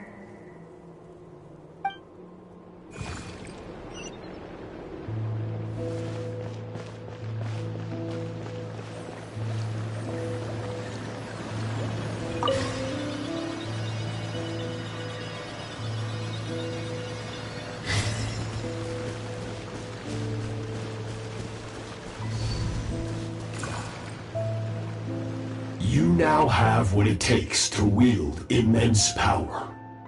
From this day forth, I shall teach you no more. No one can become a worthy warrior through imitation alone. I have given you fangs and claws. Now, you must learn to hunt. You wish me to travel the world beyond on my own, Master? Indeed. Make new friends. Embark on your own journey. And piece together a new future from the shattered remnants of your past. We will still have contact through the abyss. But know this. One day, I will take the life you worked so hard to rebuild and reduce it to ashes. Just like the fire that haunts your mind. Why do you do that? I have told you before, fear is the catalyst for human evolution. You have tasted loss. You have known fear, so deep it can be felt in the bones. But as living beings, we all have an instinct to detach from that which harms us. And thus pain dampens over time, and the acrid taste of fear becomes but a distant memory.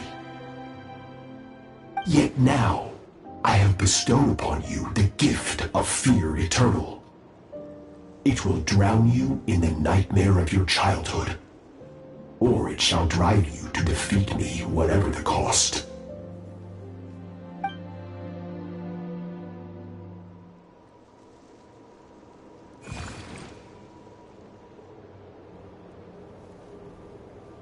That is what Skirk's master, the foul Sertologi, looked like at one point in time. Of course, as a higher being, physical form is a triviality to him. He could appear as a beast, a human, or even a monster that defies description. The form you see him in here, clad in abyssal armor, is the one he usually wears when traveling through the stars.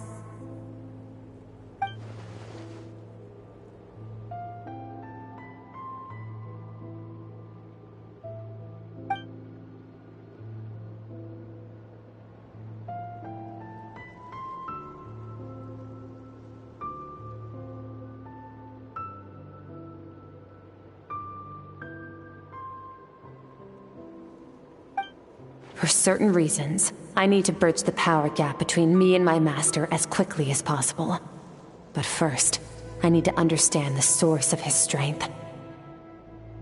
To do that, I need to follow in his footsteps, walk the path he once walked, and somewhere along the way, I'll find out how to defeat him. That is my sole focus and purpose.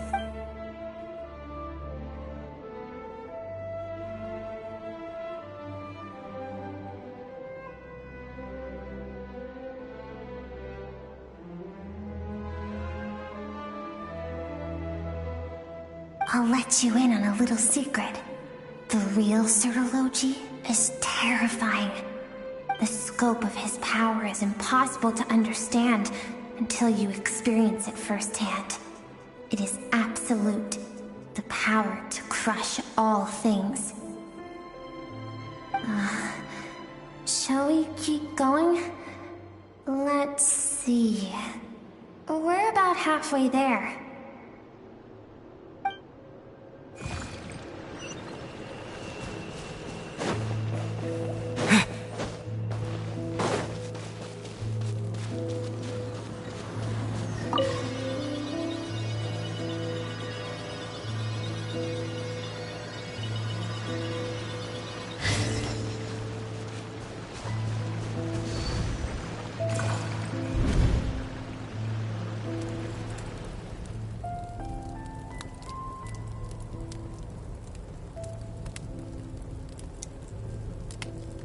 We've made it quite a ways already. This is Skirk, when she first began training under Sertologi. I have set your broken wrist. Tomorrow, you're to train twice as hard. No tears this time. Good. Attempting to garner sympathy through tears is a habit of the weak. A pitiful, useless ploy. Can I ask a question, Master? Why did you save me? I keep thinking, maybe it would be better if I had died. I wouldn't be haunted by that fire all the time. I wouldn't have to go on like this. I saved you because I have a plan for you. It has been too long since I fought a battle that demanded my full strength, and I hunger for it. Every so-called genius and prodigy I have faced has crumbled like sand underfoot. Before me, even fate bends the knee. So, I will teach you everything I know. Train you by whatever means necessary, in the hope that one day, you might surprise me. But I don't want to draw my sword against you, Master. What you want matters little. Among the boundless sea of stars, the cries of the weak are but faint murmurs that disappear into the void. You of all people know that well. Yes, Master. From that day forward, all she knew was grueling training, emptiness, and fatigue. After some time, her talent bloomed, and she gained control over her emotions, like her master. How should I put it?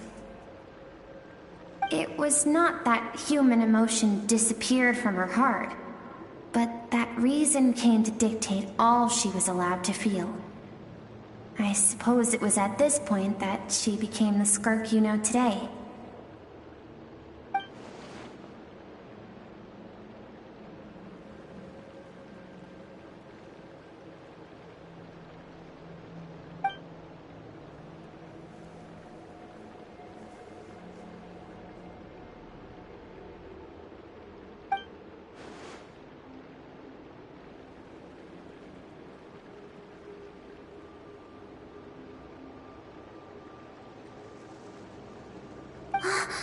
We're nearly there. I almost don't want to reach the end.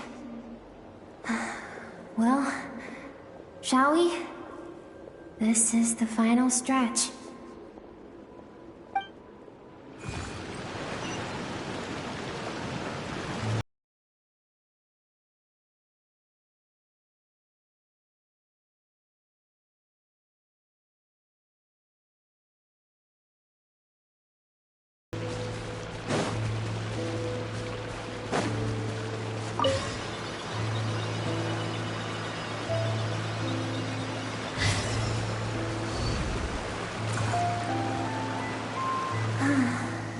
These are Skirk's happiest memories. What a simple and carefree time it was. Wisps of clouds dotted the sky. The sun bathed everything in golden light. And when song filled the air, not even the shyest of flowers could resist swaying along. This is Skirk's homeland. She was so curious about everything as a child, always skipping school to go exploring instead. There was so much to discover. The treasures at the bottom of the sea, the secrets beyond the stars, and that merchant ship packed with adults wearing those strange clothes. Yes, the ship. That was the beginning of the end. It was a spaceship. When it arrived, the people that disembarked wore smiles on their faces and spoke of friendship. They claimed to be merchants from a neighboring planet, looking to establish trade. Skirk's parents, her relatives, her neighbors, everyone welcomed the newcomers with open arms and allowed them to explore the planet. To them, the visitors were guests and should be treated with hospitality. No one had any idea of what was to come. Several months later, an army of unknown origin arrived without warning and carried out a ruthless campaign to destroy everything and everyone on the planet. Skirk had skipped school that day, like so many times before, so she was not caught in the immediate wave of destruction. But when she came home that day, only fire and ruin awaited her. Countless people cried out to her for help. People she knew and loved. Friends and relatives. The little girl who lived next door. The shop owner with the bad leg. The bad-tempered teacher she had made fun of just that morning. Their lives were discarded like worthless trash as the fire consumed one life after another. Skirk was helpless. All she could do was run. And so she did. She kept running until an unexpected figure crossed her path. If Sertology hadn't been there in that moment, the fire would have claimed her life too. And there she would have remained, left to rot in the scorched earth. Because she and her people were seen as a threat. As the initial merchant ship explored the planet, they discovered that it hadn't always had the condition to support life. Yet there was evidence of human activity, even during the periods of extreme heat or cold in the past. Further research revealed that, over time, the people of this planet had evolved the ability to adapt to any type of environment or energy source. For that reason, the outsiders viewed them as a potential threat, and decided to eliminate them before the threat could rear its head. And so, the army was called, and the so-called danger was wiped from the face of the planet. Senseless, isn't it? Deemed a threat because of a gift they didn't even know they had. Perhaps it was their own innocence and kindness that doomed them. But in the end, that was lost to the blaze as well. If those with power get to decide good and evil, then all you can trust in is the sword in your hand. And so, before death could claim her, she ran. She ran and never stopped. No one wants to relive their most painful moments. Well, that brings us to the end of the story. This is as far as we can go. Skirk is waiting over there. For both of us. Let's go to her. It's time to fulfill my purpose. And my greatest wish over all these years.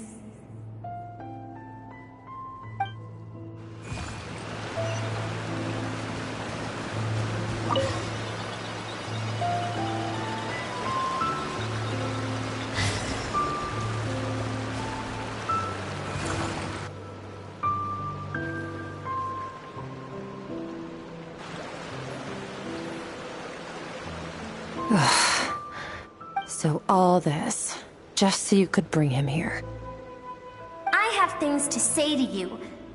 Well, to me. I want someone to witness our reconciliation, even if it takes an argument to get there. And he is the best choice in this moment. Her suppressed emotional self. The version of herself she keeps locked in the recesses of her mind, stifled by reason. All those rejected impulses, those discarded aspects of your past selves, they are a part of me now. I am who you used to be. Someone you have refused to face for too long. So... You're wrong. I've faced you all along. And that's exactly why I keep you locked here. Your existence makes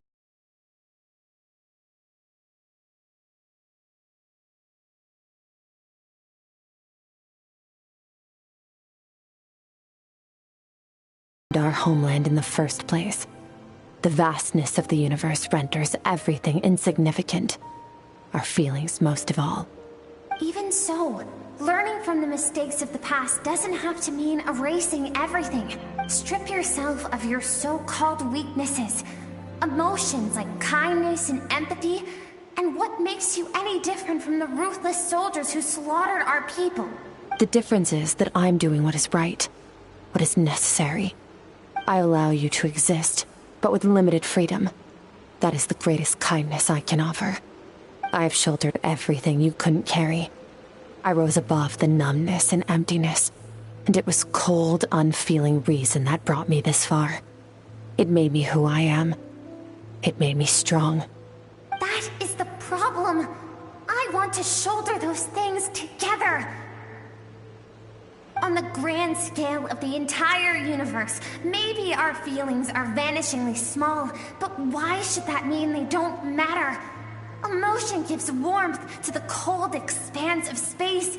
It gives meaning to the world around us. Think back to those nights of gazing at the stars, those afternoons of exploring the unknown. Think back, and let them grant you peace. A brief respite from the pressure you put on yourself. That isn't what we need. It's exactly what we need.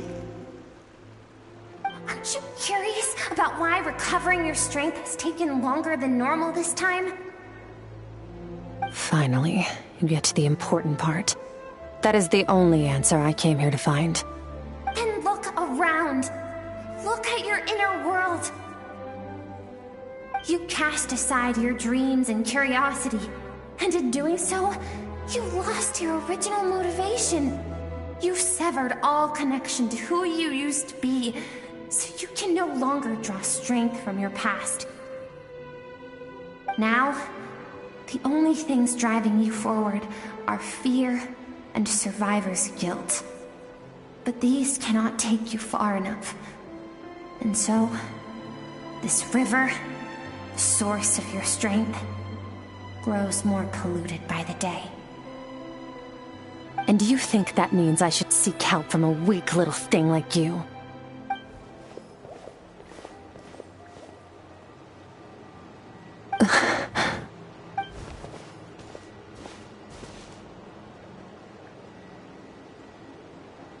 Thank you for saying that. I knew bringing you here would be the right choice. To be honest, I'm not here to argue with you. This isn't about who's right or wrong. And in fact, I agree that in order to make it through the wake of that tragedy, we had to distance ourselves from the pain through reason over emotion. But what is right at one point in time isn't always right forever. I know you will never forget that fire. I know the fact that you were the sole survivor fills you with guilt. And I know that among the voices that haunt you, mine is there too. Because deep down, you know that you didn't turn out to be the person you wanted to be. All those unfulfilled hopes are like knives to the heart. And I don't want you to hurt anymore. So even if you can't accept me, I hope, at least, that you can let go. I keep thinking, maybe it would be better if I had died. I wouldn't be haunted by that fire all the time. I wouldn't have to go on like this.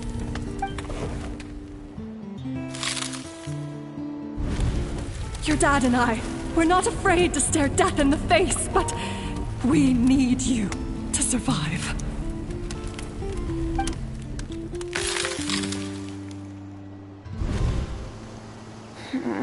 I'm sick of being a kid. There's so many amazing things out there, and I'm ready to see them all.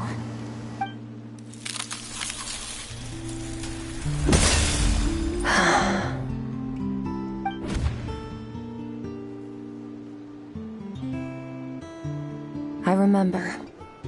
There was a song Mom and Dad always sang when we went out to fetch water. Dancing water. The sand along your path is begging for your song and movement. Will you carry this burden with you on your journey? I am not the dancing water, and you are not the burdensome sand. But if this is your wish, then I will carry you with me until the end. Thank you. I should be thanking you.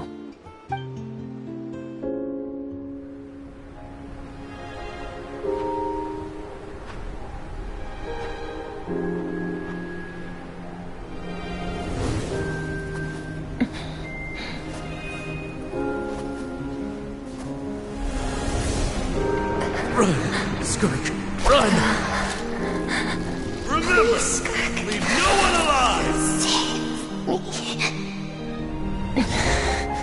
Heed my words, Skirk. Let fear take root in your soul. Did you survive? Why was it only you? Skirk, did you become a positive light in this world?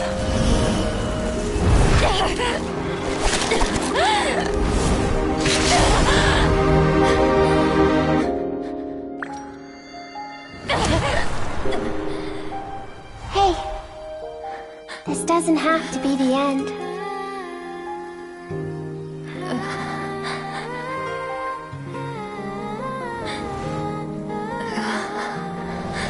Life is a gift. Don't let darkness claim it.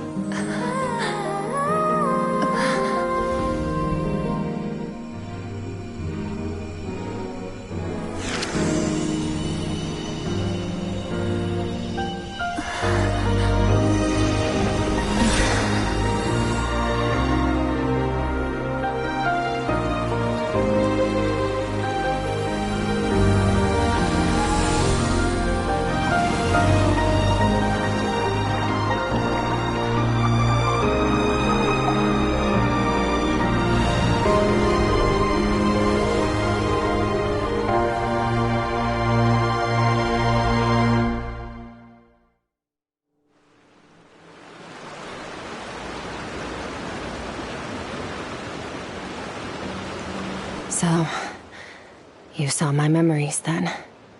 I once asked my master if survival of the strongest was the law of the universe. He said no. But in a world without order, those with no moral boundaries tend to be the ones who survive. That's why, after hearing his answer, an idea came to mind. An idea that, one day, I would create a new world order. One in which there would never be another tragedy like that fire. One in which power was not the law of the land. But that means I must defeat him. Because my master, Sertalovji, is, at the core, a defier of all rules and order. Yes, and not just because of the gap in our abilities, but also because I have no reason to see him as an enemy. Although his decision to train me was not made out of kindness, he did everything a master should. He saved my life, taught me the sword and the principles of strength. And for that, I respect him. I know, and it's not something I want. But Master never goes back on his word.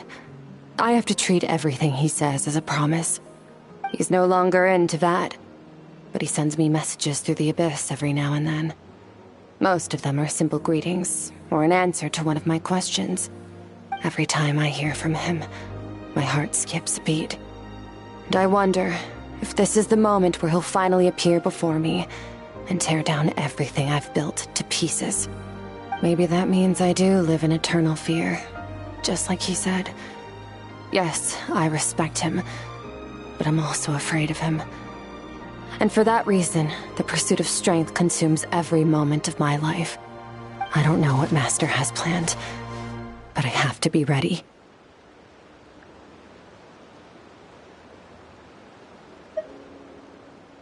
Help me? Why? This isn't your fight.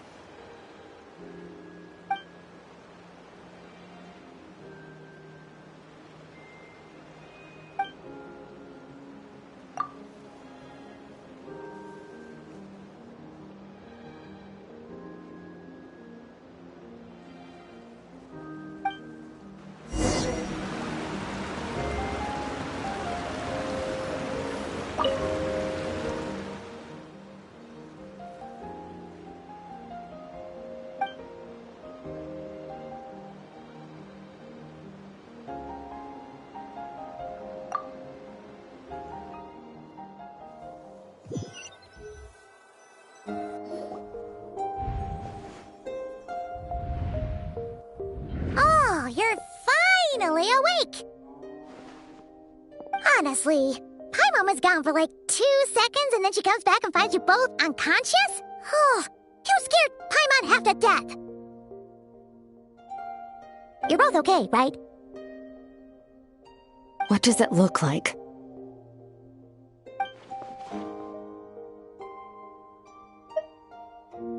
Only water from the source can cleanse the rot and filth that flows from the past into the future. I taught you to incorporate the experiences from your journey into how you fight. I suppose what happened today will become an inseparable part of who I am. Okay, so Paimon feels like she's missing some important context. But whatever. Paimon brought back tons of delicious snacks! Let's dig in! All right. It's about time we finished what we started. We're gonna deal with this thief for good, right? This time, I'm not going to tell you to hold back. But having digested even more power in the meantime, he's going to be tougher than before. The good news is, we have no reason to pull our punches this time. So, let's go. Same place as last time.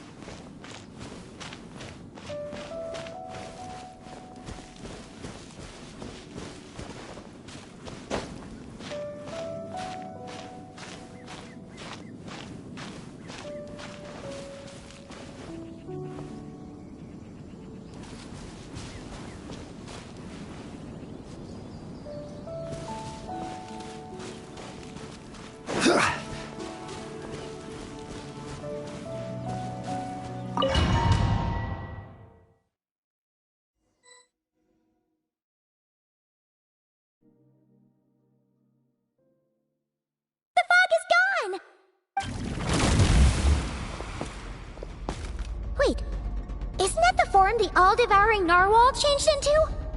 How come he knows that, too? Really? So, you're telling Paimon that giant whale and this guy can both turn into the fowl? How does that work? It's a subconscious instinct.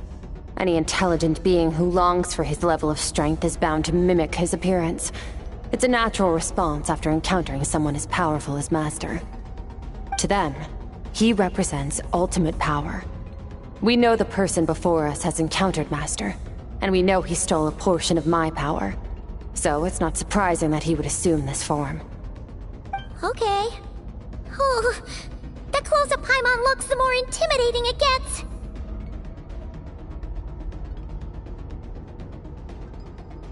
Nervalette isn't here this time, so it's up to us. He won't have the nerve to steal again after we're done with him. Let's teach this guy a lesson!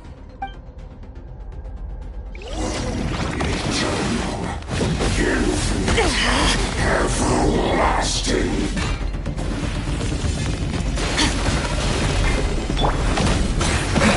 Yeah! Into the void!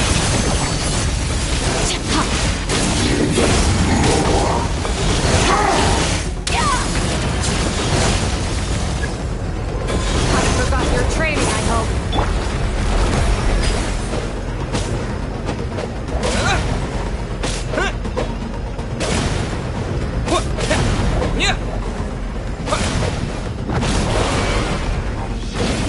Send death once more! Alive!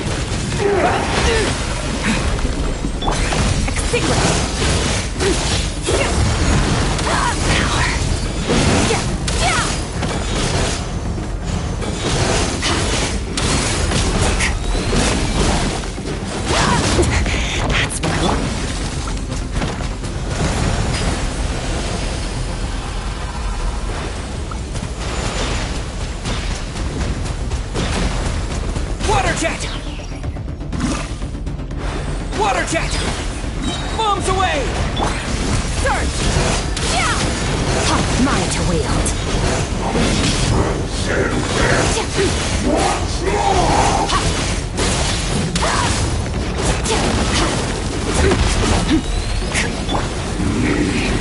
Go! Fearless. Paradigm shift. Future beyond this world. Go!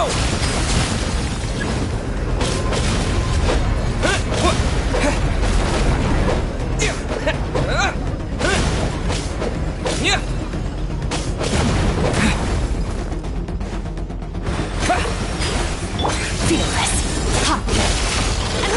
Power goes out!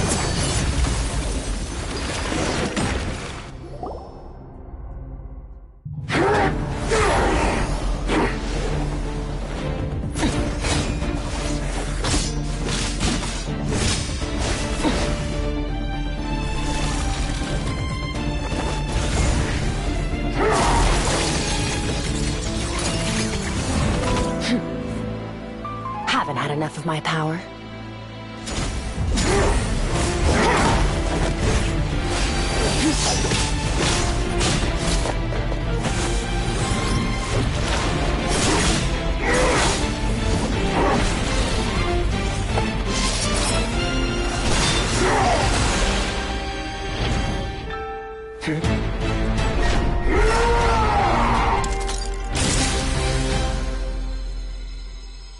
Well then, let's see how much more of this power you can handle.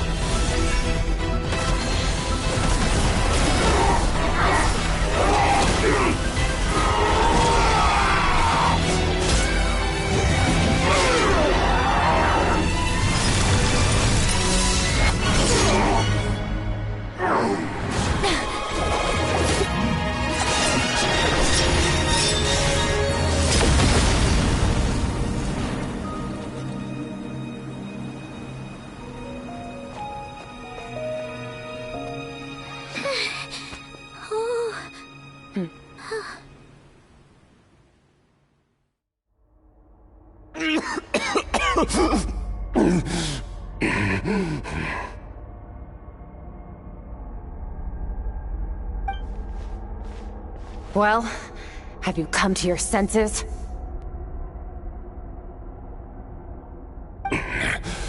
You saw that my body was at its limit. So, you deliberately channeled your power into me, knowing that it would destroy my shell from within.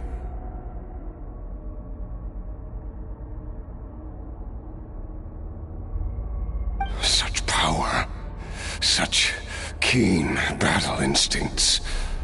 So you must be.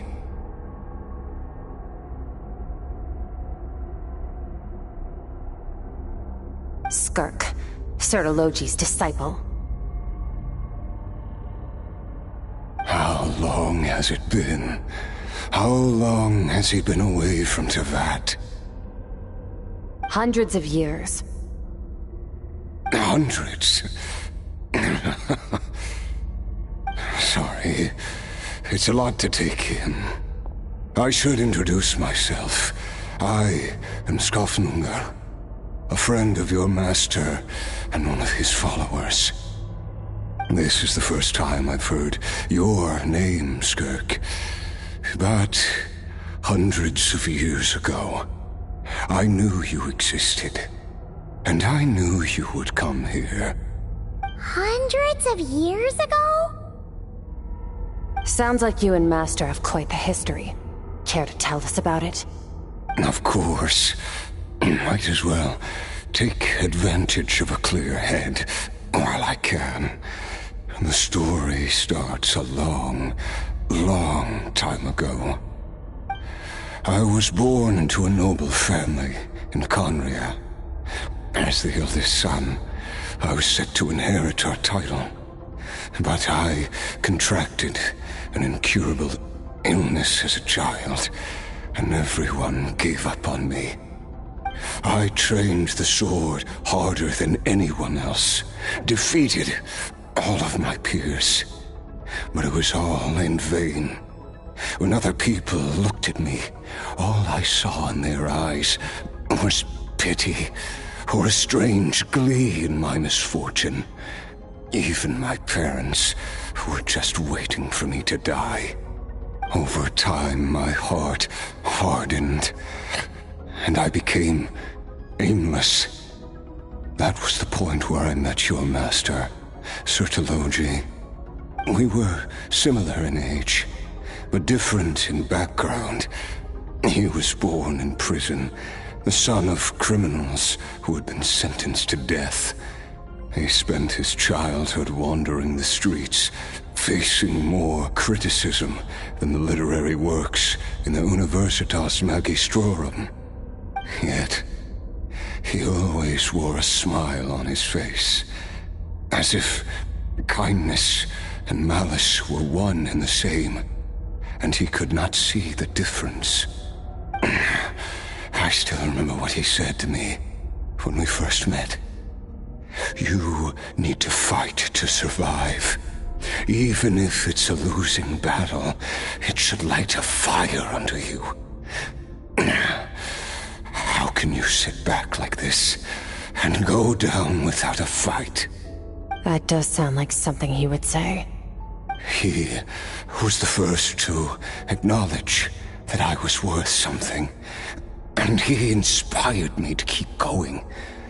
When we sparred together, it was the first time I'd actually felt the thrill of combat.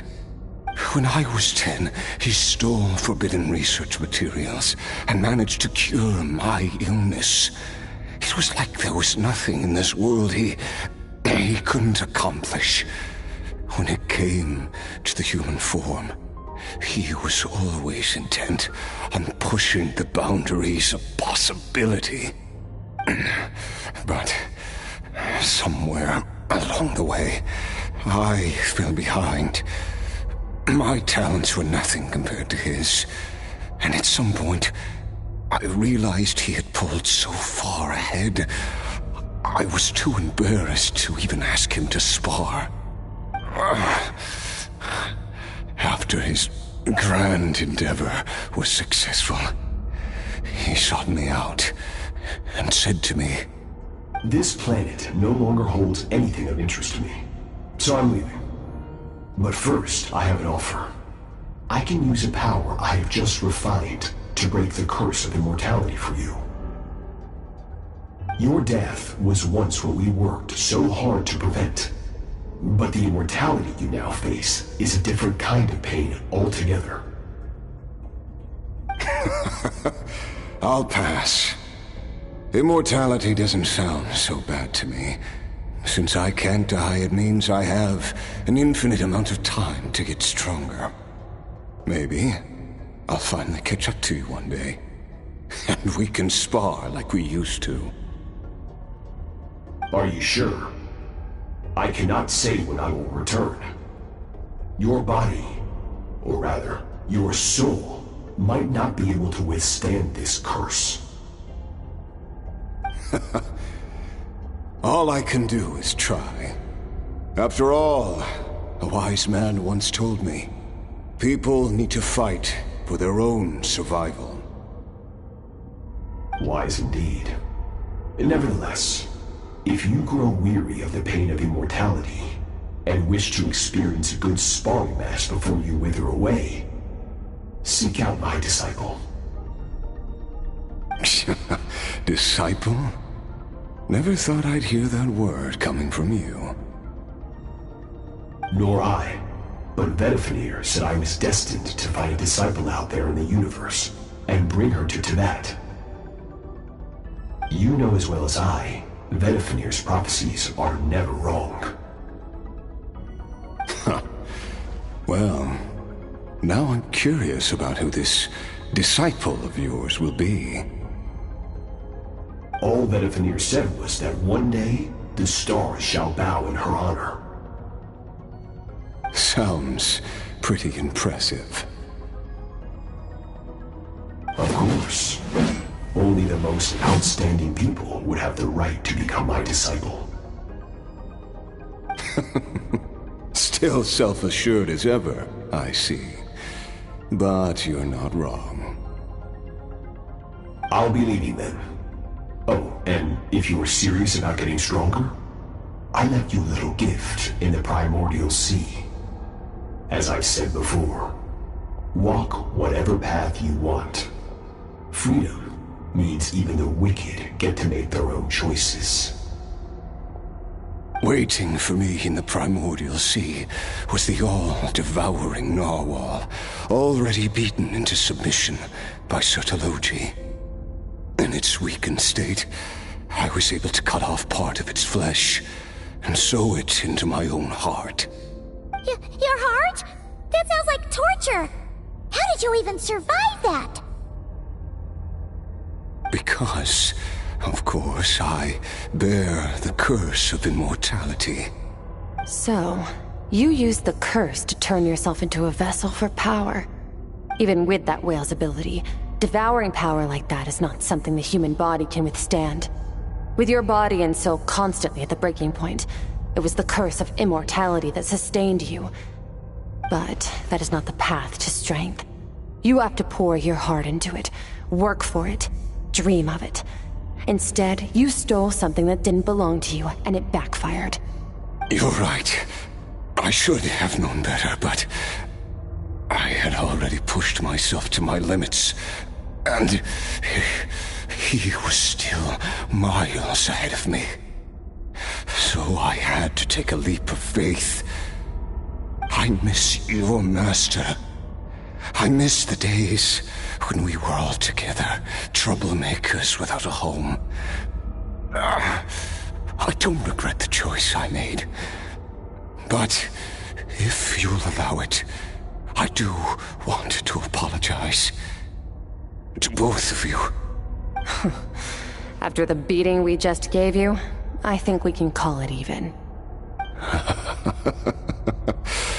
You're an interesting one as well. Sertologi's disciple. That's a lot to live up to. It can't have been an easy experience.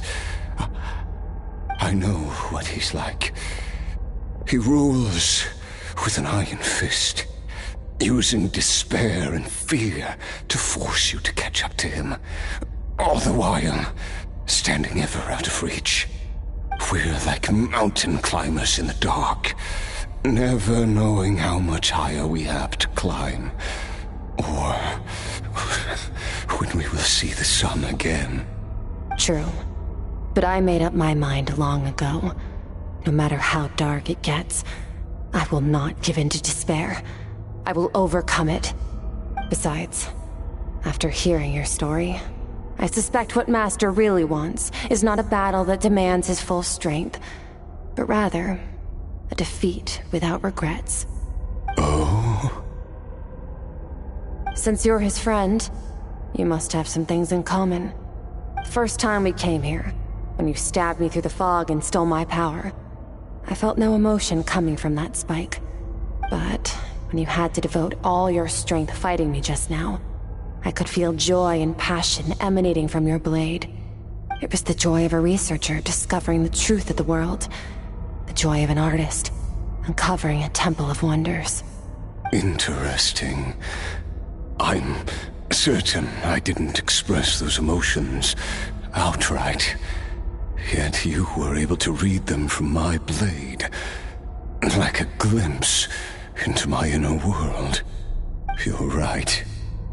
That battle brought me an unbridled sense of joy, and my defeat brings me no regret whatsoever. Exactly. I think Master also craves a battle like that. One where his opponent forces him to use all his strength, unlock the extent of his potential, and transcend his own limits. A battle to end all battles. After which, all can come to an end, including, perhaps, his life. For that very reason, good and evil are meaningless to him. He has one purpose, one goal: to complete himself. It's one of the secrets to his strength. Perhaps you're right. Perhaps that is his goal. What a battle that would be.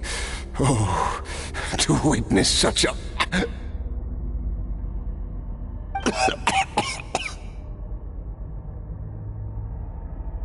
Are you okay? Too many different kinds of power are surging through my body. The curse of immortality allows it all to coexist, but it does not remove the pain.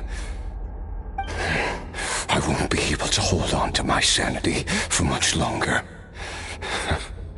What a shame. I would have loved to witness that battle. Sertologi once offered to free me from this curse. Now, I must ask that of you, Skirk. Can you release me from the pain? I can, but not through death, if that's what you are hoping for. It's not a suitable punishment for your crime. As an alternative, I can take your consciousness, along with all the power you've consumed, and smash it to pieces. The impurities will dissipate, and under the curse of immortality, your mind and body will regenerate. When that process is complete, you will be back to who you were before, no longer tortured by powers you can't control. But it will be a time-consuming and painful process. The decision is yours to make. I accept. And who knows? Perhaps I'll wake up in time to witness your great battle with Sertologi. I have faith that you'll be able to stand against him one day. Though I know it'll be a long and arduous road. If we are climbers in the dark, it appears the dawn has finally broken for me. But your ascent continues. At least, it looks like you are not alone on your journey. I will reach the top of this mountain, no matter what it takes. And you, Skofnunger, will be my witness at the end of all things. That's finally over. Let's get out of here. Huh. At least we don't have to make a mad dash for the exit like last time.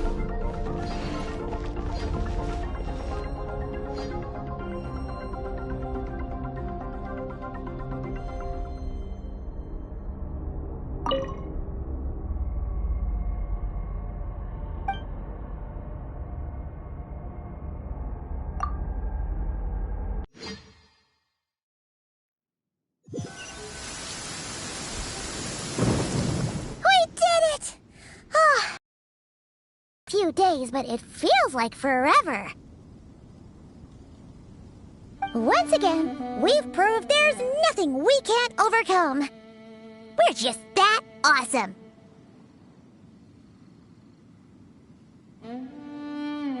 Wow, you sound even more confident than usual. Guess you really have become stronger. Today sure went by fast. It's night already. Oh wait, that reminds Paimon. The stars you mentioned, the ones that died out, are they back now? Yes.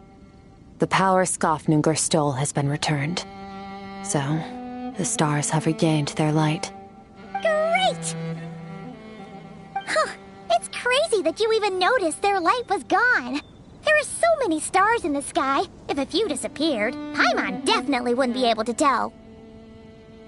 I suppose it's because I have gazed upon this sky for centuries. The false stars, hanging in the meticulously planned sky, glittering with rotten light. It's not real. And yet, it is for that very reason that I can look upon it and enjoy the momentary peace it brings. Even the most beautiful of bubbles has to burst. We will return to the real universe one day, whether of our own volition or not. Time marches ever forward. Even the innocent and naive will taste life's bitterness. Yet through hardship, we grow, until we learn to seize the sands of time for ourselves, and uncover our true strength. Though we gaze upon a false sky, its vastness and majesty is palpable. One can only wonder, what is it going to take for kindness to reign supreme in the vast expanse of the universe? Ugh, this is all going over Paimon's head. But if she knows one thing, it's that the Traveler always finds a way. Ever since we met, he has filled Paimon's days with happiness. No matter how tough things get, he always finds a way to make it better. If it's too big a job for one person, then we'll do it with two. And if two's still not enough, then three. We've met so many amazing friends, and accomplished so many amazing things. As long as we don't give up, we can make any wish come true. I suppose when it comes to you, anything is possible. Well, I should be going. Now that my power is no longer isolated from my emotions, I need more practice to get used to it. I suppose fate will decide. Maybe we'll bump into each other on the street. Or maybe we'll reunite on a different planet entirely. Regardless, reunions and partings are but passing moments.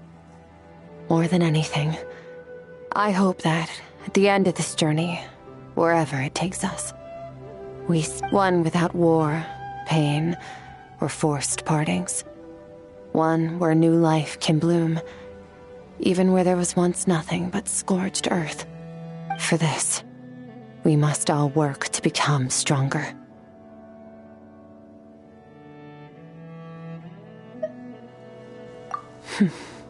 If that's what you want to call me, I won't object. Goodbye. Bye!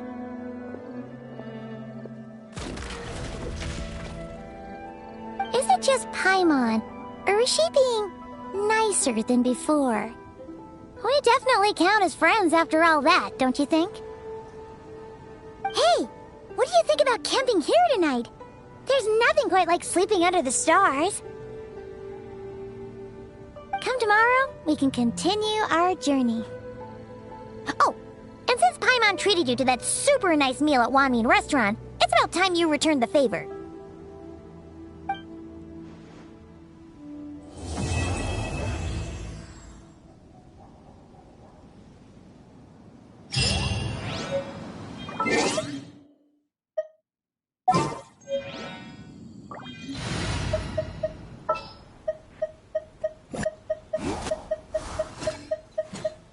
Need something taken care of.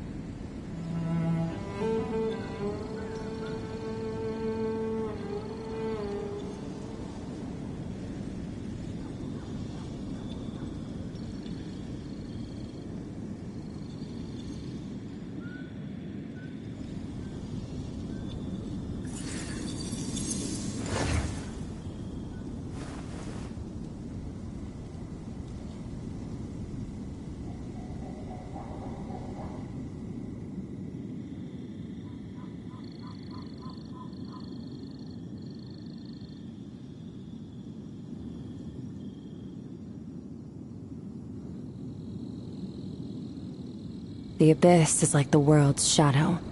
It's always there, and it will never perish.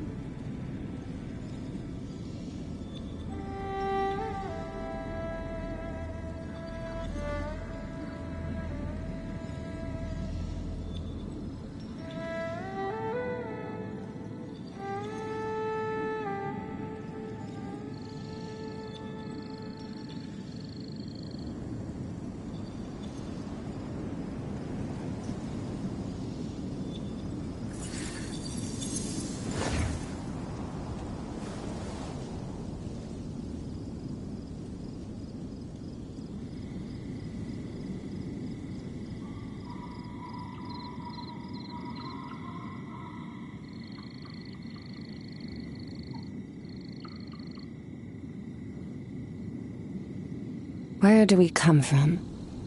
And where are we going?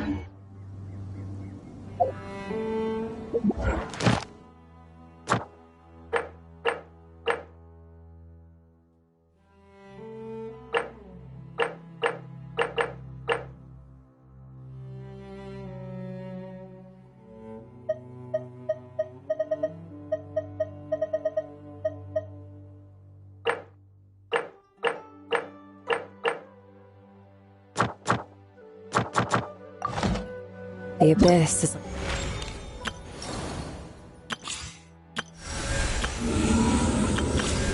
the world's shadow. It's always there, and it will never perish.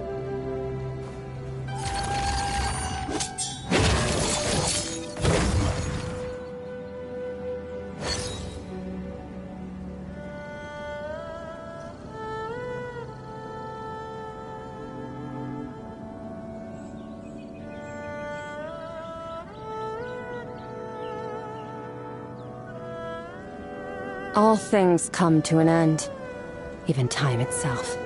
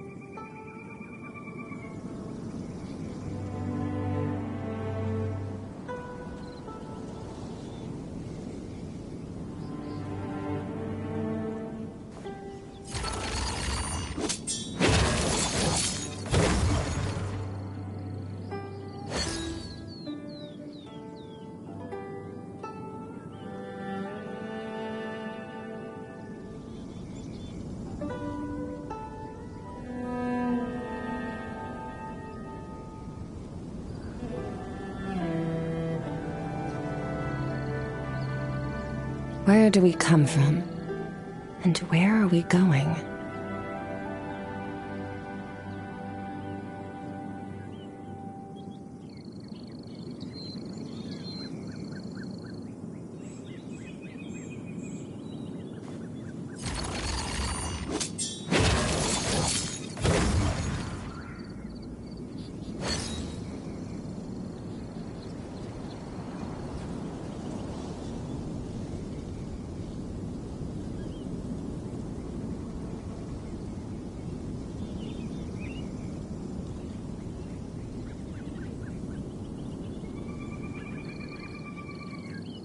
The abyss is like the world's shadow. It's always there, and it will never perish.